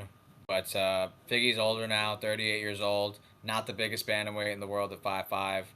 Um, he's my favorite flyweight of all time. But he is nearing the end of his career, so to speak. He's had his peaks and he's had his highs. In the flyweight division, I thought he was carrying it. But he did have a really good, successful move up to bantamweight. Beat the likes of Rob Font, Cheeto Vera, and coming off a upset win over Montel Jackson in Brazil. Um, it was a close fight, but I'm not mad at giving that to Figgy at all. Montel Jackson deserved to lose that fight with the lack of activity and volume and just overall willingness to want to win the fight. He deserved to lose that. Figgy, he's pretty durable. In 30 pro fights, he's been like TKO'd like twice, and I think he's been subbed like once. And he has like two decision losses. His TKOs are the knee injury to Corey Sandhagen and the eye injury in the Moreno fight. So he hasn't really never been knocked out cold. He's just kind of like been like injury stopping, so to speak. Um, I don't recall the submission that he lost. I didn't see it. I noticed it on his Tapology, but I don't know what fight it was. I know he definitely lost a decision to Husier Formiga, and he lost a decision to Yan. So, he's been in there with like the best of the best at 125 and 135. Umar, he's had the experience now in a title fight. He was very competitive against Marab, but ultimately wasn't enough to get it done. I do think his striking is above average. I think he has really good kicks. He has a good, nice jab. I want to say he's a southpaw, so he has like some tricky looks on the feet. I think Figgy has a puncher's chance. I think the grappling, I think Figueiredo's better jiu-jitsu, but the wrestling of Umar, I imagine, trumps that. Top control. I think Umar's the better kicker. Speed, I'll give an edge to Umar just off youth, but Figgy's not a slow bantamweight despite being 38 years old. Like he can pop. and that is an advantage that I do give Figueiredo in this fight. Obviously, we know he's one of the hardest hitters ever, and if Umar is getting dropped by Bezkat Almacan, he's getting dropped by Mario Batista. That's not a great look, especially against the likes of someone like Figgy. If this was like 3 years ago and I'm getting 35-year-old Figueiredo, I might fuck around and take the shot. And he is my favorite flyweight, but he's 38. You know, a lot of experience, a lot of wear and tear. And Umar, say what you want about him, but there's not too much tread on his tires. He's never been finished. He's 15 plus pro fights in his career. Been in the title fight, lost it, bounced back. I'll go Umar Nurmagomedov by decision. I think he'll play, the kicking game. I think he'll use range. I think he won't give Figueiredo an opportunity to close the distance, to land that big hook, to land that big uppercut, straight, overhand, whatever the case may be. I feel like Umar is just going to kind of be playing on the back foot and making Figgy chase him, eventually leading into exchanges where he can get a takedown and get top time on. So I'm going to go Umar Nurmagomedov by decision. Alrighty. Moving on. We got Gene Silva taking on Arnold Allen in the main card opener. Tough fight. I see everybody's going with Gene Silva. I wanted to go with Diego Lopez after they last fought. Didn't go with it, and my instincts are going with the same route like last time. I'm gonna go with Arnold Allen. I the same thought that me wanting to go with Diego Lopez and it didn't happen. I want to go with Arnold Allen for this one. I think Arnold Allen is not bad. I think he's very good, and I think he's good enough to beat a Gene Silva. The thing with Arnold Allen, I think, is he's very good when the lights aren't on him. Like, he's a very good underdog. He's got a very good underdog style. I thought he beat Evloev. I thought he if knees to a ground and an opponent were allowed, I think he would have finished Evloev in that very moment. But unfortunately, we're in a rule set where that is not allowed. I even still thought he could have won the fight off damage, but that's another discussion for another day. Gene Silva, he's good. He's a very good striker, phenomenal striker. But I think Arnold Allen could outgrapple him. I think he can get him down to the ground. Arnold Allen has got a very good ground game. I even think he could sub Gene Silva. I'm not gonna lie to you. Arnold Allen has a very good bag of tricks in the ground. But I'm gonna go with a decision here. I think Arnold Allen will win via decision. I don't think he's gonna finish Gene Silva. But we'll see what happens. I think he's tough enough. I think he's durable enough. I think he's even got the experience edge over Gene Silva. He's been against Max Holloway. He's been against certain other high-level opponents. And I don't think he's going to lose to Gene Silva at the moment. I think Gene Silva is going to have a little humble streak going on here. He still thinks he's this killer and stuff after getting his face fucked by Diego Lopez's elbow back in Mexican Independence Day. And I think history will repeat itself, but not in a finishing aspect. I do think Arnold Allen will win via a 29-28 decision. Yeah, this is another tough fight. This is my pick for fight of the night: Arnold Allen versus Gene Silva. This is a tough one. I do see something in Gene Silva's game that makes me think Arnold Allen could beat him. But there's also things in Arnold Allen's game that I think, man, if you swing hooks on Gene Silva, he's going to catch you with a hook and put you out. I think Arnold Allen's tough. I think he's got good cardio, but I do think he's hittable. I think he's more hittable than Gene. Uh, he does in his beginning of his career, he kind of started as a grappler a bit. He would certainly mix the striking, but all of his finishes come from mostly a ninja choke or a guillotine or a front choke of some kind. Uh, I don't think he can get that on Gene Silva. I think maybe he can get a little bit of top time, but lately he hasn't been doing a lot of grappling. He shot a takedown on Giga Chikadze. He didn't get it, but the last time we really saw him implement takedowns was against Sadiq Yusuf in the Apex back in the COVID era. I want to say 2020 or 2021. And a thing I like about Arnold Allen is he always brings it. You know, he's a guy who is well rounded. He's a guy that can go hard for 3 or 5 rounds. At one point in his career, the cardio was a concern until he went 5 hard rounds with Max Holloway. Arnold Allen is a big guy too. Before this fight, he said he had a shoulder injury and was considering moving up to lightweight. That tells me that he is getting a bit big for the weight class. Uh, and also talking about an injury isn't always it's never the greatest thing to go off of against somebody like Gene Silva who's fucking nuts. Let's be real. Uh, both these guys are autistic. Let's be real. Gene Silva said that actually this weekend. He said, I got diagnosed as autistic. I think Arnold Allen is too. I think we both are. And I agree. I think that's some ball knowledge. I think they both are. I think this is a battle of the ends of the spectrum, to be honest. I think Arnold Allen is he gets a little crazy in the pocket. Gene Silva can do stupid shit as well, like he did against Diego Lopez. I think it's a battle of who overextends less. I think if Arnold Allen starts swinging hooks in the pocket like a tard, I think Gene Silva will catch him. And I think if Gene Silva starts getting mad and frustrated and starts trying to emote and taunt and do all this BS, he's going to get hurt and slept. I think Arnold Allen, whenever he hurts somebody, that's when he has his tard moments. And sometimes he throws it away. Like he hurt Dan Hooker, started throwing retard hooks. Dan Hooker catches him with the left hook and drops him. And then he gets back up and finishes Dan Hooker. So whatever. He runs at Max Holloway at the end of the round and starts retard maxing. He gets clipped and dropped. I think something like that could happen against Gene Silva.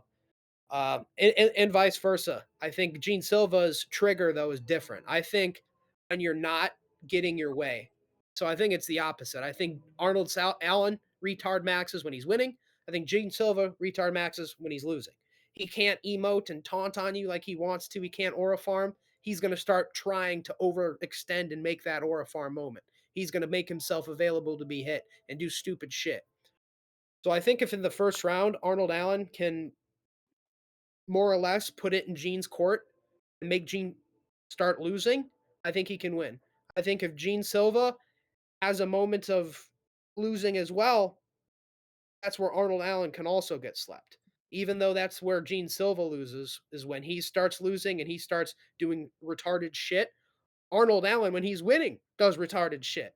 So I think even if Arnold Allen is winning and clipping him, Gene Silva can still sleep him.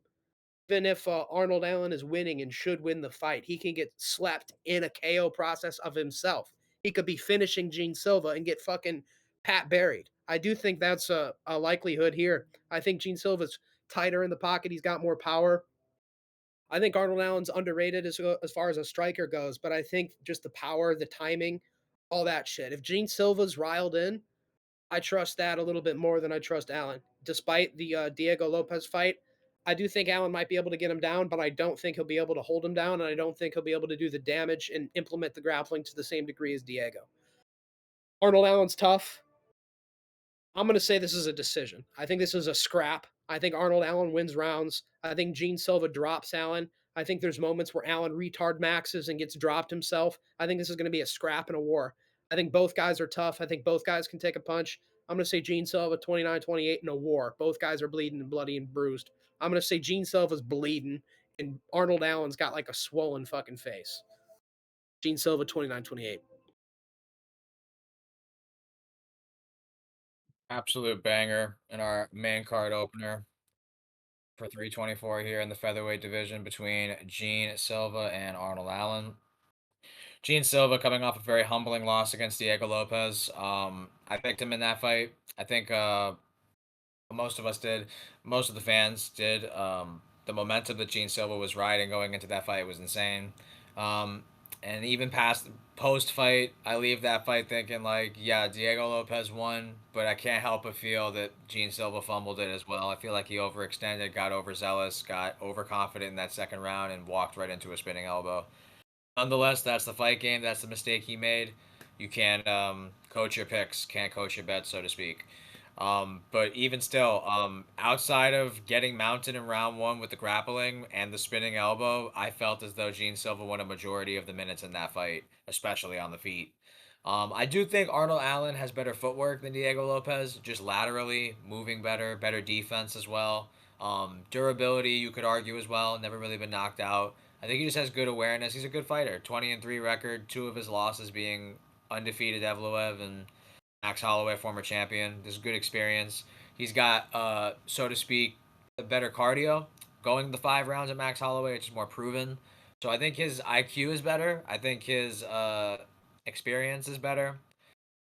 He can hit, but I do think Gene Silva is the most powerful opponent Arnold Allen would have faced at a UFC level. I think he hits harder than Holloway. I think he hits harder than Yusuf. Uh, the list goes on. All of Arnold, Dan Hooker. I think Gene Silva hits just as harder, especially a 145 Dan Hooker. As for Gene Silva, you could argue the strength of schedule isn't as good as Arnold Allen's. I'm perfectly fine with that.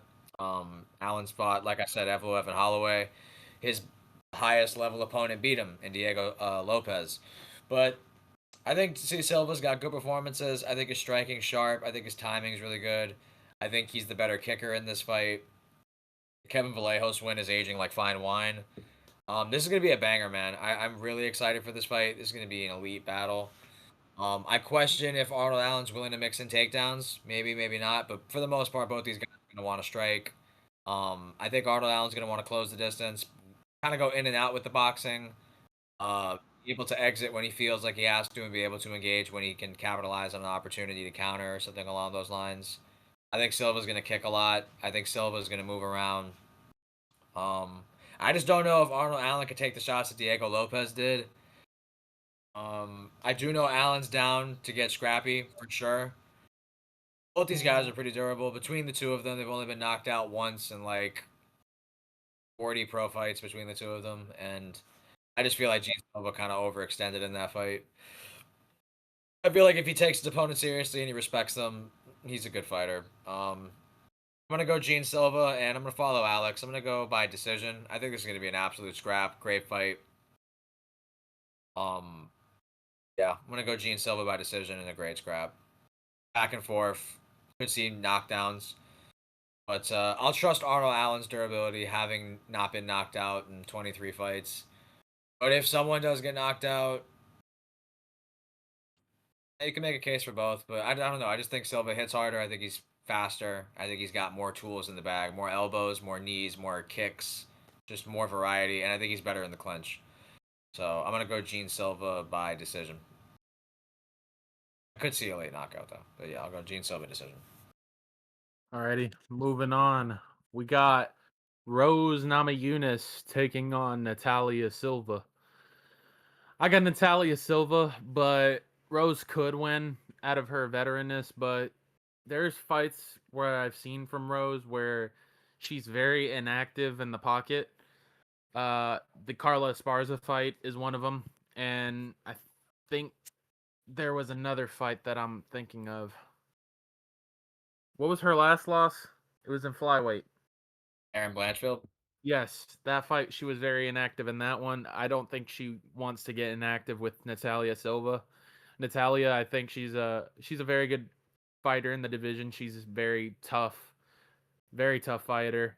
She's got very good striking, and for her to even have this high level movement at 28 is very impressive for a woman's fighter. Normally, we wait till like they're fucking 33 or 35 years old for them to start improving and getting their routes going, but she's looking very good and look like a very promising contender. I'm not saying that she'll be a champion or anything, but I do think she'll be one of those high level flyweights in the division. But yeah, I think I'm gonna go with Natalia Silva by a 29-28 decision. My thing with Rose is she's just very inactive for me in the pocket, and she's just freezes in big moments like these. So I don't think I can trust her. I know that people can say, "Oh, she's got the veteranness and she's veteran savvy and stuff like that," but I can't trust to pick her for save a life. But enough of me yapping. I got Natalia Silva winning this decision. Yeah, I have to agree. I have to go with Natalia Silva. In a pure striking fight, she looks extremely hard to beat. Grasso had absolutely no success. I saw a bunch of simps scoring rounds for her. It was a 30-27, almost 30-26 clear. just Silva beat down on the feet. Her takedown defense has looked amazing lately. I don't know if it'll look great against some of these women. She did struggle against Czech bitch in one of her early fights in her debut. Teresa Bleda wasn't very good. She got slept recently. But Natalia Silva has looked like a goat. Rose Namajunas has a lot of experience. She's held the belt twice at strawweight, and recently she's been a pretty mid flyweight. I have to be honest. She definitely was her best at strawweight. I don't want to say undersized. I think that isn't the problem. I think she's just afraid to fight a lot of the time. I think she just wants to win in the easiest way possible. Whereas back in the day, she was kind of like, she was Thug Rose. She'd go after it a little bit more. She'd get KOs.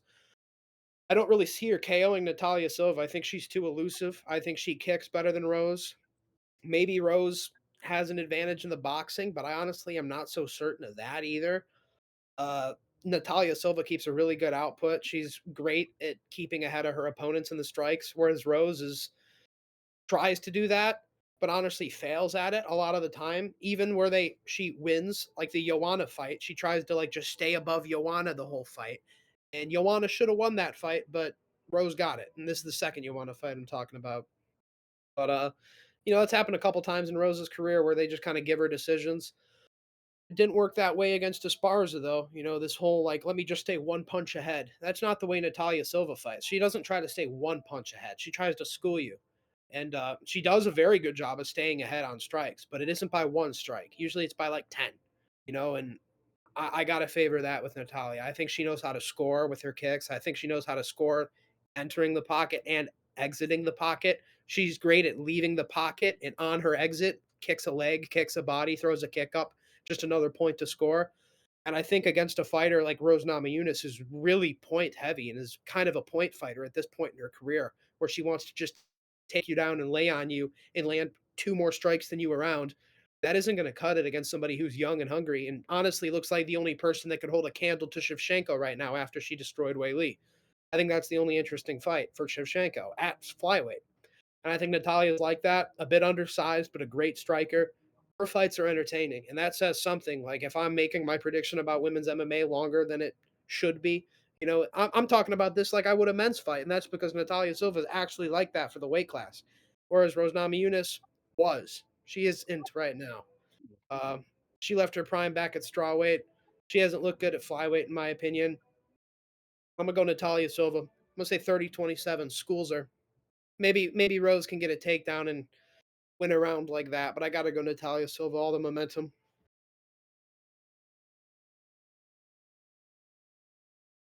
Chose to put this fight on the main card over Umar and Figueiredo. I will remind the audience that. Here we are in the flyweight division.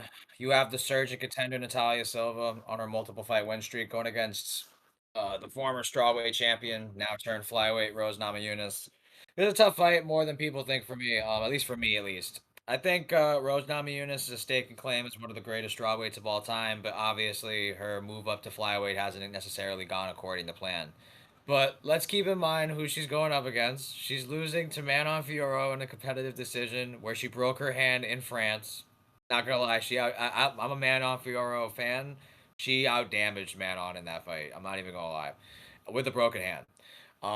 Then she got out grappled by Erin Blanchfield. Okay, I'm not really frowning at that. Like Natalia Silva's not doing that. So I know she's kind of fighting these very extreme style matchups. Really good striker, really big and Manon Fiorot, and then this grappling type fighter and uh Erin Blanchfield. Now she fights the surging contender Natalia Silva. Both about the same height, about the same reach. Natalia's like 5'4", 65-inch reach. Rose is like 5'5", 65-inch reach. I think Natalia Silva is legit. I think she is the truth. I think she's what everybody says she is. I think that she might be on steroids. Like that, she's that good. Her taekwondo, her footwork, speed, her timing, it's crazy. It really is something to marvel at. But I can't help but feel that she's had a kind of stark advantage in a majority of her UFC fights. I feel like just in the terms of footwork, like she's literally like these girls should not be in the fucking cage with her. Jasmine Judavicius, that was a good win. Teresa Bleda, Jessica Andrade, Victoria Leonardo. These are some of of her wins.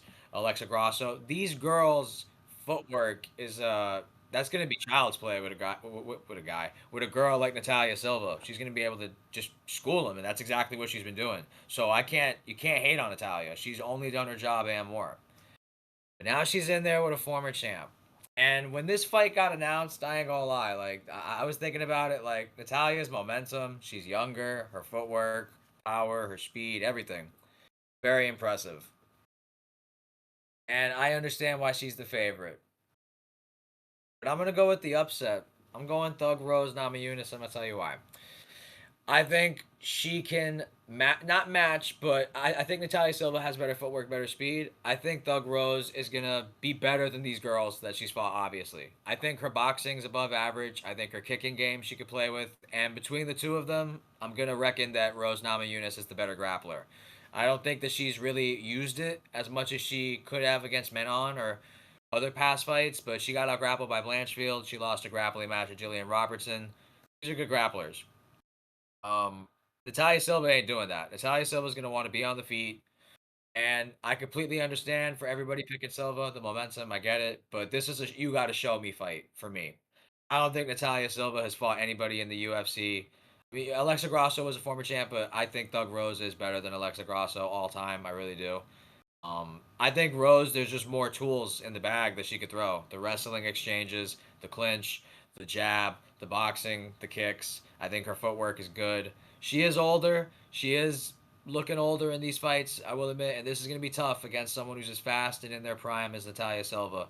But I think this will be Natalia's first learning lesson at a UFC level.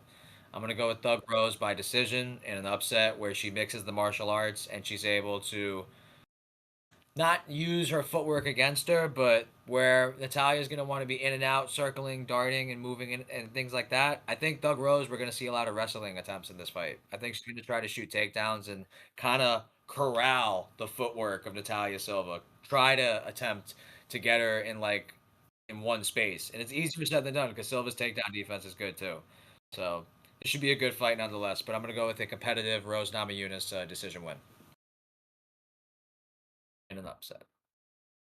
Alrighty, moving on. We got the feature fight, I think. Yeah, the feature fight. Waldo Cortez Acosta is taking on Derek the Black Beast Lewis. I really, really, really, really want to go with Derek Lewis here. I really do. He's in shape.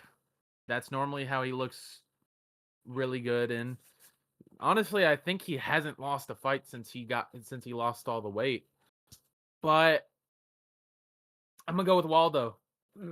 I think Waldo's just gonna beat him, man. I think it's gonna be a very boring fight.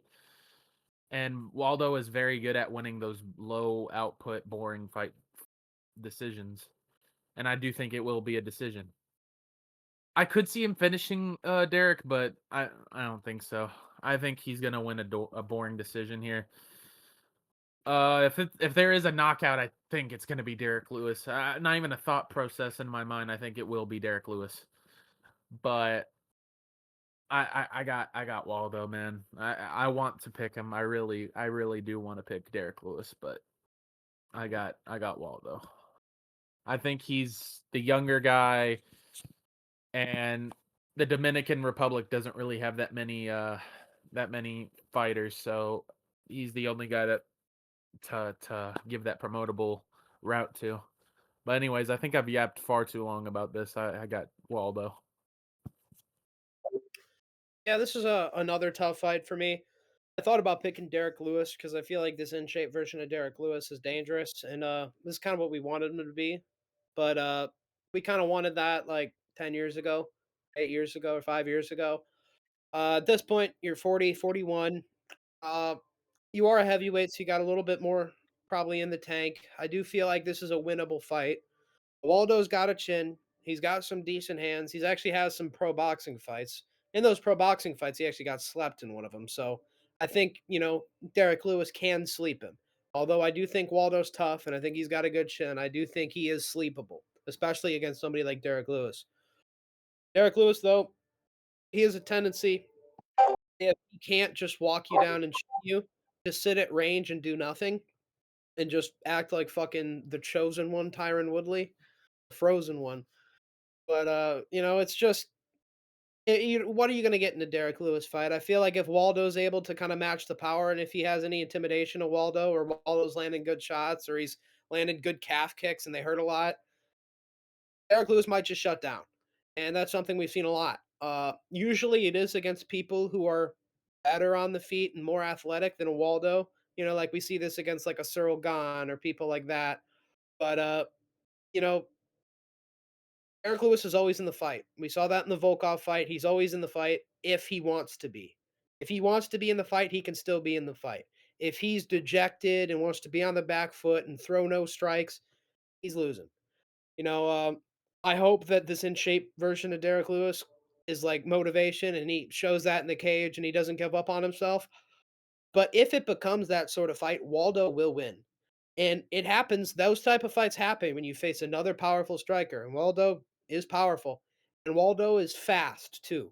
He might not be the greatest, but he is pretty fast with the hands. And he's a bit flabby. He's not the greatest, but he is fast and he is powerful. And that's the type of thing I feel like that can intimidate Derek Lewis when trying to exchange with somebody like Waldo. Like, oh shit, he cracked me back and he's a lot faster than I am.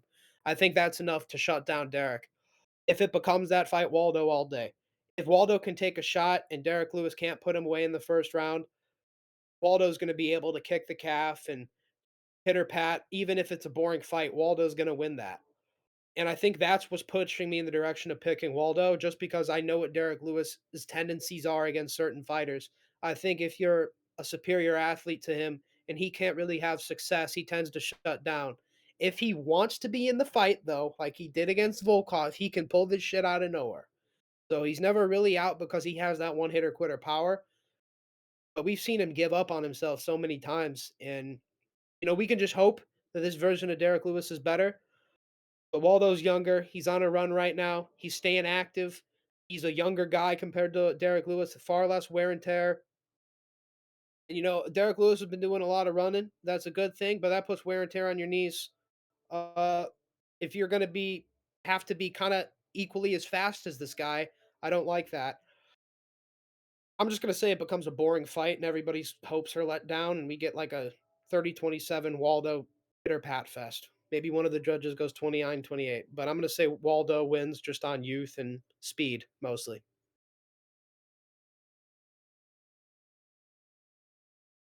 Heavyweight division, Derek Lewis, the knockout king, going up against Waldo Cortez Acosta, riding a two-fight win streak over Ante DeLiha and Shamil Gaziev, I believe.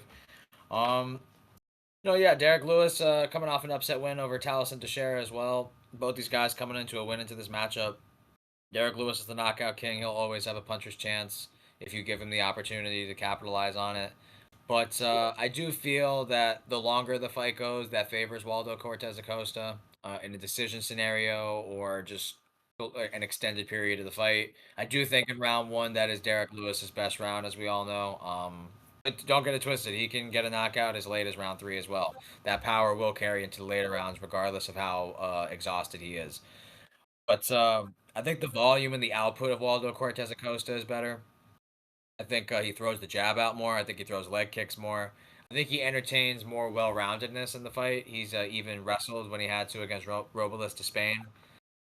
We could even see that potentially. Maybe Lewis like tries to throw an overhand. Waldo sees it, shoots a takedown under it, gets on top of him. We could see extended top time. See if Lewis can get back up. I am gonna lean Cortez Acosta. I will note though that this will be like his sixth fight in 12 months, which is crazy activity for a heavyweight. We'll see if it's to his detriment or to his success. I do think the activity being in there with guys um with different styles like Sergey and Daliha and Gaziev as well as others, I think that'll be good for him. I think you gotta have to expect the unexpected with Derek Lewis as far as his knockout threat. You can never like be too content. You always have to be weary of that power hand.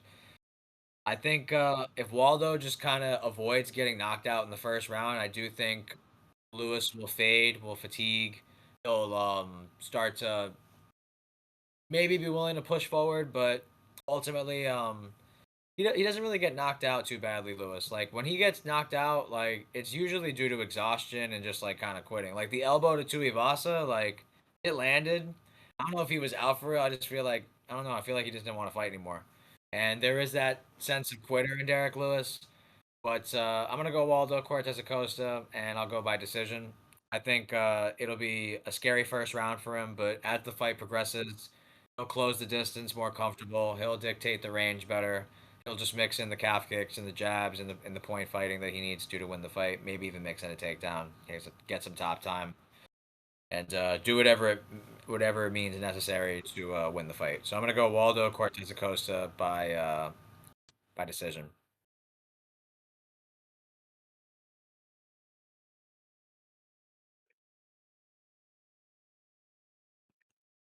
Hello, can y'all hear me? Pretty much. All right, there we go. Moving on, we got the co-main event of the evening. Sean O'Malley taking on Song Yadong, or Yadong Song on Tapology. I got Sean O'Malley winning this. I think we can all agree here. Song Yadong could win if he brings in some grappling that we haven't seen, but to be honest with you, all the shit that I've seen from O'Malley, I mean not O'Malley, Song Yadong, he hasn't impressed me. Song hasn't really impressed me as much as he was hyped up to be. He uh he was supposed to be this big scary Chinese dude that in the division, but just turns out to be a big Chinese fraud. Um I got O'Malley winning this. I think he's the better striker. I think he can win at any way. I think he can either finish him or he can just pick him apart on the feet. Just I think he's gonna win this fight. I think Sean knows that. He even said it. If he loses this fight, his hype and his whole the whole superstar base that he's created for himself is pretty much over, and he'll pretty much have like a downfall McGregor type of career. I think this will be the moment where he brings back the stardom. I think this will be an entertaining Sean O'Malley fight, like how it used to be, not this whole boring Marab fest where he's getting taken down at range and shit like that. I even think that if he does Song tries to wrestle, I think O'Malley can get out of that. I don't think Song is that strong of a grappler as Marab or a Piotr Jan.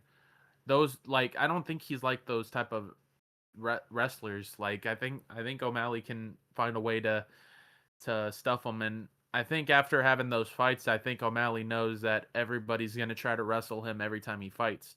So I think there will be an improvement here. I think O'Malley will get the job done, and I do think we will get a Piotr Jan rematch down the line. I think they're gonna say "fuck you" to Marab at the end after all the shit that we've had to deal with through the years. I think I think they will skip Marab after O'Malley wins, and that I think I've said it all, man. I think O'Malley's gonna win this pretty dominantly. I got a 30-20, maybe a 20. I'll give Song a round maybe, but I don't really see this being particularly close. I mean, people people forget, man. Henry Cejudo was kind of looking good on the feet against Song. Like I was not drastically impressed by Song's performance against Henry Cejudo after watching uh, Peyton Talbot do whatever he wanted to Cejudo, rather it was on the ground or rather it was on the feet. Like I wasn't really drastically impressed. I haven't really been impressed with Song in general, and I think he is going to get smoked here. Yeah, this is a an interesting fight because how it's placed on the card. You know, as I said earlier, like depends on who gets the title shot, Umar or O'Malley. O'Malley being on the co-main event, whereas Umar's on the prelims, does make you think they definitely want O'Malley to win and get the title shot over Jan. Hopefully, that's what happens because that would be a banger. Everybody wants to see that fight. I do think O'Malley wins this one. I think Song Yadong is kind of been fraud checked by Henry Cejudo, like Mike said. Uh, you don't let old man Cejudo work you like that. You don't let old man Cejudo go to the well with the calf kicks and the left hands, in the straights. Come on now. This is old man Cejudo. Yeah, Peyton Talbot did not make him look like that. It was not that sort of fight. It was maybe I'm alone on this island, but I thought Henry Cejudo was honestly starting to beat Song towards round second and third. I think Song Yadong has just been overrated forever because he got into the UFC young. And I think that's it. He's the original Raul Rosas, and he's just been glazed because of it. And like Raul Rosas, Raul Rosas is from Mexico and Song's from China, but he has that sort of national base and fan base that'll always support him. And so they're like, oh yeah, we gotta push this kid. He's young and he's gonna be ranked. So I think Song Yadong is kind of like that in a way where they just see the market and their eyes go to dollar signs with Mexico and China. And they're like, yeah, let's just push the kid. And I don't think he was ever really that good. Cheeto Vera is winning the first round against you, dog. Like, come on. Like you don't win the first round against anybody. Like Cheeto should have beat you. Like Cejudo was about to beat you. You got probably the worst version of Jan when you fought him, who had like no ligaments in his knee and had to win that fight, otherwise he was going to be cut. I mean, I just don't see anything super impressive about Song. Like, oh, you knocked out fucking Marlon Marias. Like who cares at this point? It's not prime Marias. You're I can't even remember like what's his most recent win besides Cejudo? Song. Gutierrez. Yeah, come on. Like fucking what? 2 years ago, fucking Chris Gutierrez. You take him to a split decision, or not a split decision, but a 5-round decision. You can't hurt him. You can't knock him down. You can't even finish him. It's Chris Gutierrez. Like, come on. Like, there isn't like what you knocked out Julio Arce. Like, there's nothing here that makes me think like he arguably should have lost a striking fight to Casey Kenny.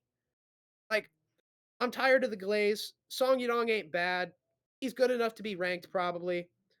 But like, man, like he made Corey Sandhagen look like prime Tony Ferguson. Like I think he's a fraud, and I'm tired of people talking about him like, oh, he's one fight away from a title. Watch out for Song Yadong in a couple years. How about this motherfucker's almost 30 and he's still ass?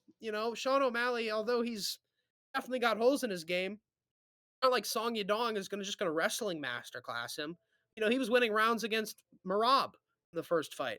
And to be fair, Marab is Marab, and he isn't even that great of a wrestler. He's just there to cardio you. You know, got up from Jan's takedowns. I'd worry against Umar, not against Song. Like, come on. Like, so what? He shot a couple takedowns on Jan. I don't care. Like, people were really like, oh, I think Song is gonna wrestle against Jan. That might be a problem. That might be a problem for Jan guys if Song tries to wrestle him. Like, come on now. Like I'm just tired of his ass. I really am. Like, hopefully O'Malley can sleep him. I think it's gonna be just fucking heavy bag practice for 3 rounds. I'm gonna say 30-26. I think O'Malley almost finishes him. I think Song Yadong is just gonna get pieced up. I don't know. I think it's about time. At this point, I think they've cashed their chips. Like, all right, you're gonna fight O'Malley, big dog. It's now or never. We're gonna get that China market, or we're gonna continue to have O'Malley. And I think we're gonna continue to have O'Malley, which is gonna be a lot of fun. And I'd love to see him versus Jan or Sanhagen or Talbot. The world opens up when you have O'Malley as a top contender. Those are fun fights. Song Yadong, I mean, yeah, I guess he's a striker, but there's no it factor with him. He's just Song Yadong. And I also think O'Malley's low key in his head. I think he's been making a lot of posts and videos about O'Malley and what he thinks about him, and the whole O'Malley wearing the mask at the press conference of the face off thing. But It's just yeah, sick, bud. Long is mid. I'm gonna say Sean O'Malley 30-26. Main event of the evening. Former champion of the world, Sugar Sean O'Malley, going up against bantamweight contender in the top 15, Song Yadong. Song Yadong, explosive boxing, good power. Has mixed in more takedowns in fights as of late. Trains a Team Alpha Male. He's a ascending Chinese fighter, as in terms of their fan base and their market value and things of that.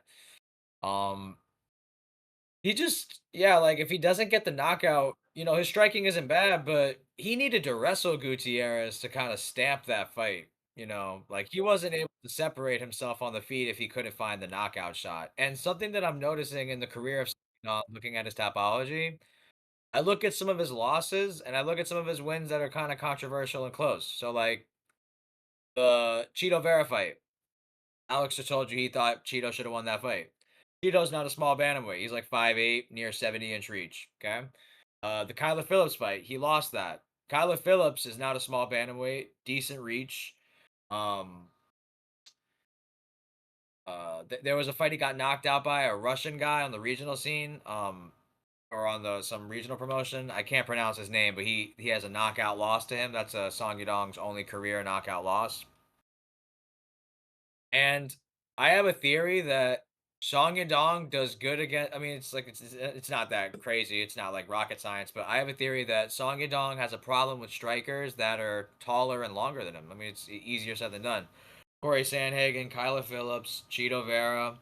Um, he needed to wrestle Gutierrez to separate himself in that fight. People who have long range attacks, I feel like Song Yadong kind of struggles with. He kind of, it seems like, just wants to get into a phone booth and just be faster, quicker, and more powerful in these exchanges and find these knockout shots. He is mixing in more wrestling as of late, but I do think I agree with Alex and Mike as to O'Malley should know by now as a former champ, having been in so many fights in the UFC. Like, bro, they're gonna try to shoot a takedown on you. Like, as long as you keep it on the feet, you're bigger than them, you're more often faster than them, and you probably are sharper, more accurate, more powerful. So as far as striking, take your chances on the feet. The grappling is what we got to clean up, and I do think that he will be ready for the takedown attempts of Song Yadong.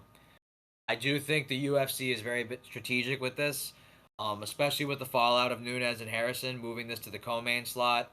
Um, there are people that are suspecting that with putting Umar Figueiredo on the prelims and putting this fight so high up, that the UFC is showing favoritism as to, yeah, we want O'Malley to get the next title shot. Umar, you need one more, or something along those lines. I think O'Malley knows that. I think Umar knows that. I think it's a bit of a race to the title. I feel like as though both these guys' favorites in this card, it's going to be about whose performance is better. I think both guys are gonna look for the finish, try to stamp like I deserve the next title shot. And I think Sean O'Malley, like the matchmaking, I think it's pretty on point. I think I agree with Alex what he said that he's in Song's head on social media, with the whole mask thing. My little theory that I think rangier, longer strikers give Yadong problems. I'm actually gonna go with Sugar Sean O'Malley knockout win here. I'm going. I'll go second round. I'll go second round. I think round one, O'Malley's gonna like leave nothing. I feel like he's gonna impose his long range attacks early, kicks, 1-2s. He's gonna kind of make Song respect him a bit. Song's gonna shoot a takedown. I think he's gonna stuff it. I think O'Malley's gonna circle out, go back to the kicking, make Yadong have to close the distance to get his offense going. I think Yadong takes more chances near the end of the first round, but O'Malley's just too quick, too elusive, and he's just out of his range every time.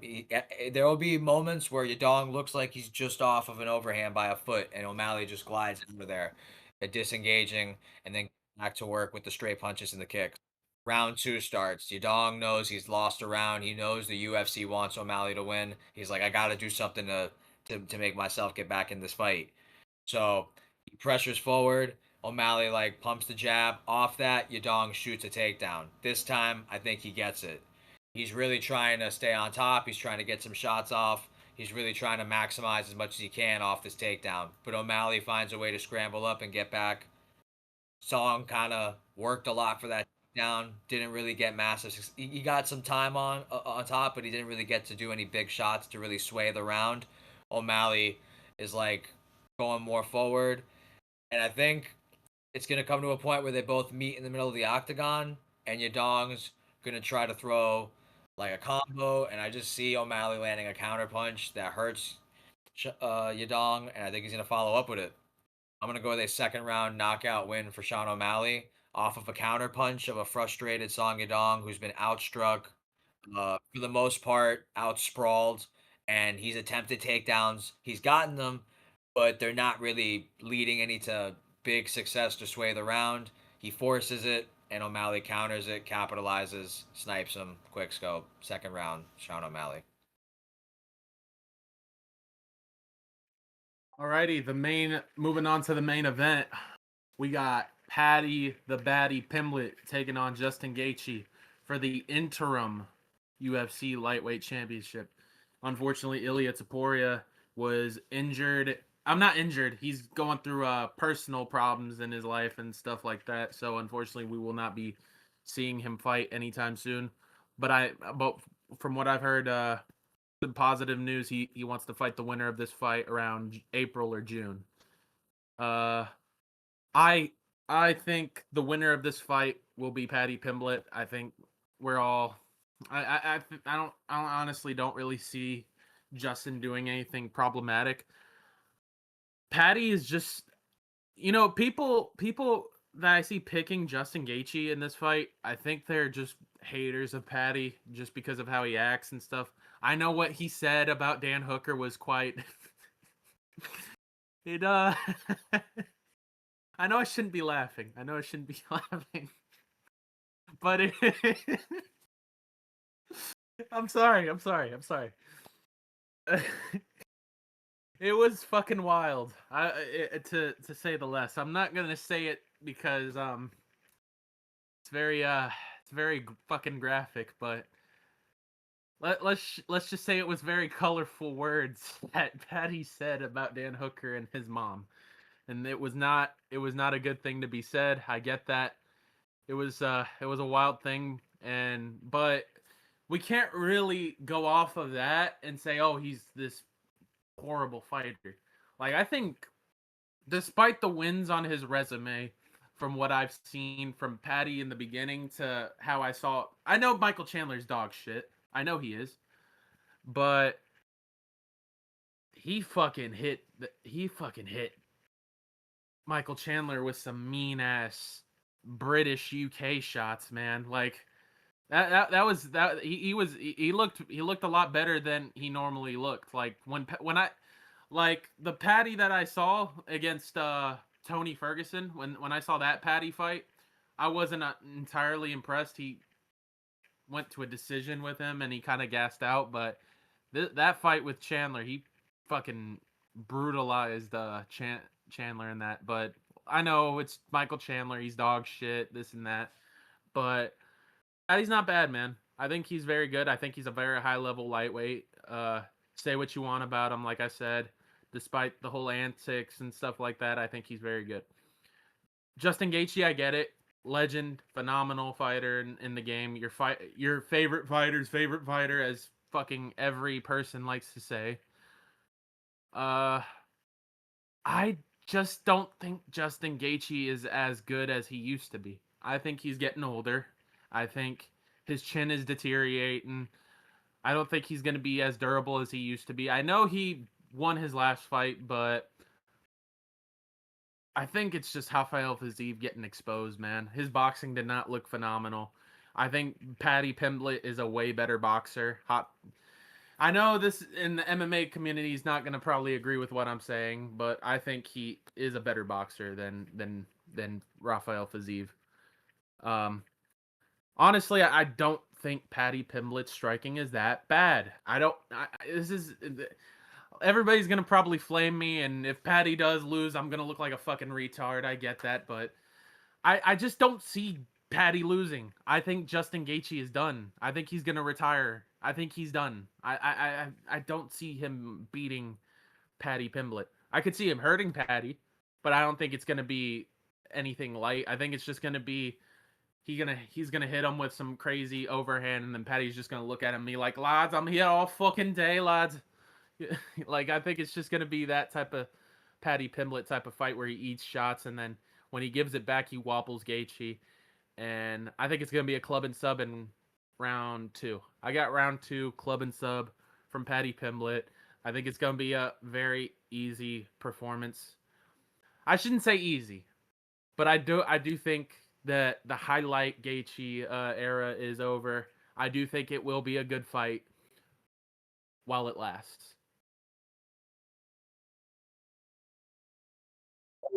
Yeah, this is a tough fight.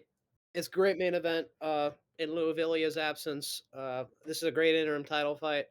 No, everybody's about talking about Armin deserving it, but low key, Armin is out there making more fans than he ever has right now, like doing the rounds with Aiden Ross and doing all that. So he's actually like flipping the idea of fans on him. I think he's actually getting like a positive response now, which is good for Armin. But yeah, he fucked up, and now we have two very exciting fighters in the main event of an interim title fight with Patty and Gaethje. This will be an all time one. If Gene Silva Arnold Allen isn't fight of the night, this will be. Uh, Justin Gaethje brings it. We all know the problem with Justin Gaethje though is that one, he's kind of hittable. That was his first issue, but he has gotten a lot less hittable. He's a lot more technical. He's sharpened up a lot of his things that he was an issue with. He's taking a lot of damage though. That chin probably isn't what it used to be. He's tough as shit still. He still eats fucking massive haymakers and shrugs them off. So shout out to Gaethje. You know how to beat Gaethje. Just take him down and sub him.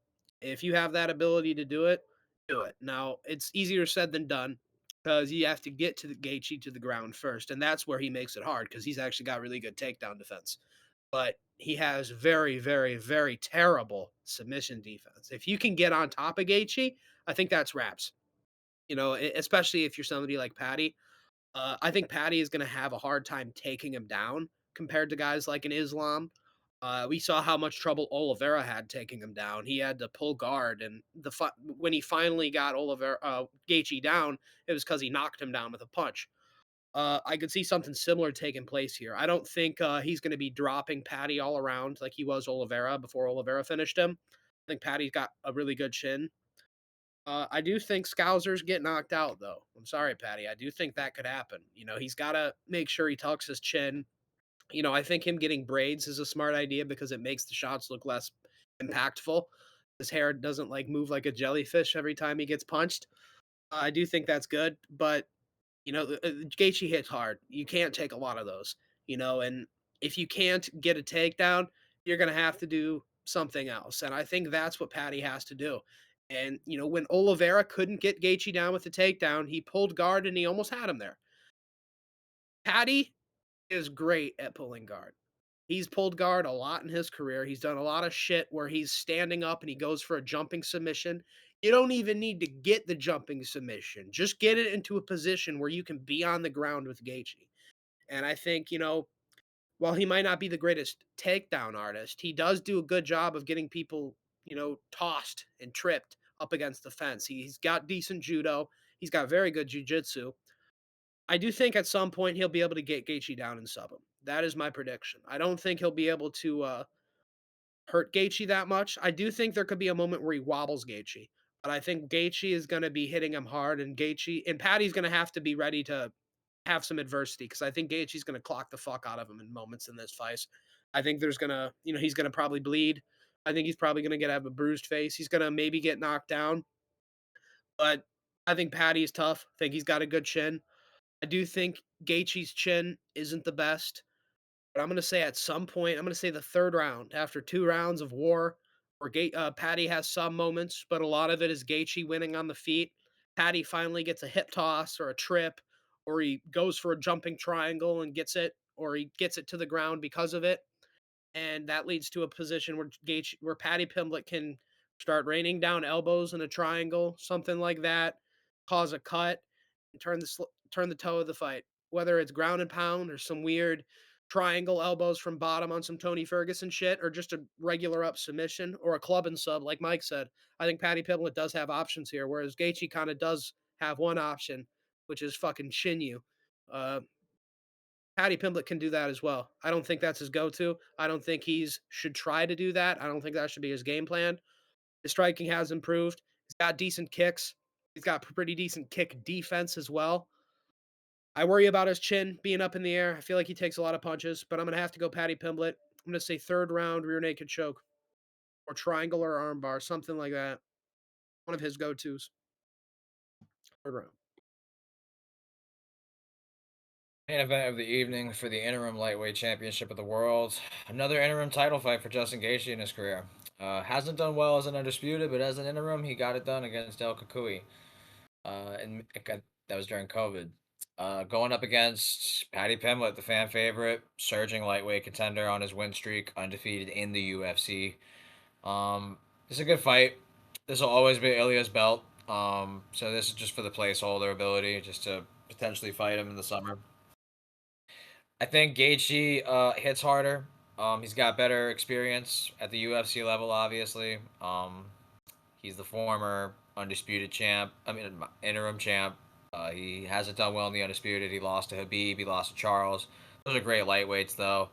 Um, Good grapplers in their own right, obviously, with Habib and Charles Oliveira with the most submissions in UFC history. That's been his biggest problem, but easier said than done. You know, he doesn't really get out grappled outside of Oliveira and Habib. That's not really bad. As for when he's getting knocked out, it's against the likes of Eddie Alvarez, former champ, Max Holloway, former champ, Dustin Poirier, former champ, interim, and yeah, I think that's everybody that's knocked him out. Doesn't really lose decisions, for the most part. When he go, it's rarely he goes there. He's a killer be killed guy. A lot of knockouts, but when he goes to decision, he beats Ferguson. Well, that was a fifth round stoppage. He beat Fiziev twice. He beats. That's kind of it. He doesn't really go to decision. He has been in 5 round listed fights, but he never really has been five outside like the Ferguson fight, but they stopped it, so that probably would have went the distance. And Holloway could have went the distance too. Gaethje's been in wars, a lot of wear and tear and tread on those tires. Um, he's taken a lot of damage. Pimblett, strength of schedule isn't even in the same stratosphere. Gaethje's fought way better guys, former champs. It goes on and on. But this is a young man's game, just like any sport. And Pimblett, I do think he is catching Gaethje at his most optimal time. Stylistically, though, it is going to be interesting because Gaethje is the better striker. He's got the leg kicks, got the boxing, he's got the power, the experience. His footwork has gotten better over the years. Pimblett, better overall grappler. How will he get the takedown? Oliveira, like, I don't even remember how he got on the ground with fucking Gage. I think he dropped. Yeah, he dropped him and then he jumped on top of him. Um, don't know if I see. Well, on paper, don't know if you see Pimblett dropping Gaethje, but I wouldn't rule it out. I do think the gap on the feet, hard as it is to believe, I do think the gap on the feet is much closer than it is on the ground. Obviously, I think Alex said it best. I feel like all you got to do is kind of get on top of Gaethje to sub him. He has bad submission defense tendencies, but again, put it in perspective, it's he's getting subbed to fucking Habib and Charles Oliveira, like a lot of people are. You can make a case for Gaethje, and I do see the logic as to how you could do it. He just kind of avoids getting taken down, leg kicks him, and just has more power and just has more meaningful shots. But durability, Pimblett, youth, Pimblett, momentum, Pimblett, overall grappling. I think he could play the kicking game with Gaethje more than people would like to think. I feel like high kicks, body kicks, low kicks, he could do that. And he's going to be. I do see Pimblett throwing a lot of kicks in this fight because I don't think he's going to be worried about getting taken down by Gaethje. So I do think we're going to see a lot of kicks from Pimblett. We'll see if he can compete on the feet with Gaethje. I think this would be a good test for him, especially if he were to win and then fight an Ilya Tapuria. But yeah, I think I'll copy Alex's pick. I'll go. Actually, no, I'm gonna copy Mike's pick. I'm gonna go second round submission, Paddy Pimblett. I think in the first round it could be a little sweaty. Gaethje could look locked in, but I don't think Gaethje is gonna be like, how would I say? I think the way you fight a grappler is like how Manuel Torres fights. I feel like you should dictate the range of the fight. You should be instilling a threat of you're going to get knocked out if you don't take me down, making it that much more stressful for the grappler to get it to the ground. And you, as the striker, walking them down and taking away the range for the takedown. I feel like that's how you should approach a grappler. I feel like Gaethje in the past would approach Pimblett like that. Like 5 years ago, I think Gaethje, like, as the bell rings for round one, like he's like, "Fuck this guy, I'm going straight forward." As a veteran, more experience, I feel like he's going to take a more measured approach, and that actually isn't going to help him in this fight. I feel like that's going to give Pimblett confidence as far as pressuring him and just going forward in general. I think Gaethje is going to be looking to like be technical in this fight, and I don't know if it's going to serve him well. I feel like at some point Pimblett will create a scramble or some form of chaos in the clinch, or press him Gaethje up against the fence and find a way to scale his back and take it and try to attempt submissions, which will lead to one. I could see a world where Pimblett can drop Gaethje as hard as it is to believe, and then jump on top. I think there's just more opportunities for Pimblett to get this fight to the ground than Gaethje to find the shot, if that makes any sense. And I know it's hard for people to believe because this is a guy who's knocked out strikers like Michael Johnson, Dustin Poirier, and uh, who else was a good knockout that he had? Ferguson. These guys are better strikers than Pimblett, but in MMA, I think Pimblett's abilities to mix the martial arts are going to be more effective in this fight and lead to a second round submission, where he shows a little bit of everything. He shows he can hang on the feet. He shows he can get the fight to the ground, unorthodox or off a takedown. I'd be really impressed if Pimblett could get a takedown and just sub him. I would be really impressed um, if he could do that. But I'm gonna go second round submission, Paddy Pimblett, and the UK has an interim champion, and the UFC gets the guy they want, potentially in line for an Ilya Topuria title fight. Yeah, and that will do it for our first card of the year, first pay-per-view of the Paramount card as well. Thank you for coming, everybody. Fight of the nights, performance of the nights. Anything else you guys want to add? Fight of the nights are going to be Arnold Allen, Gene Silva. Performance of the night, I think Sean O'Malley gets one, and whoever gets a big KO in the first round early on the card. If Umar gets a finish, they'll give it to him probably. Yeah, Yeah, Derek pretty. Lewis wins. Yeah. But yeah, I will catch you guys next week for Volk Lopez 2. Peace. Peace. All right. Do it.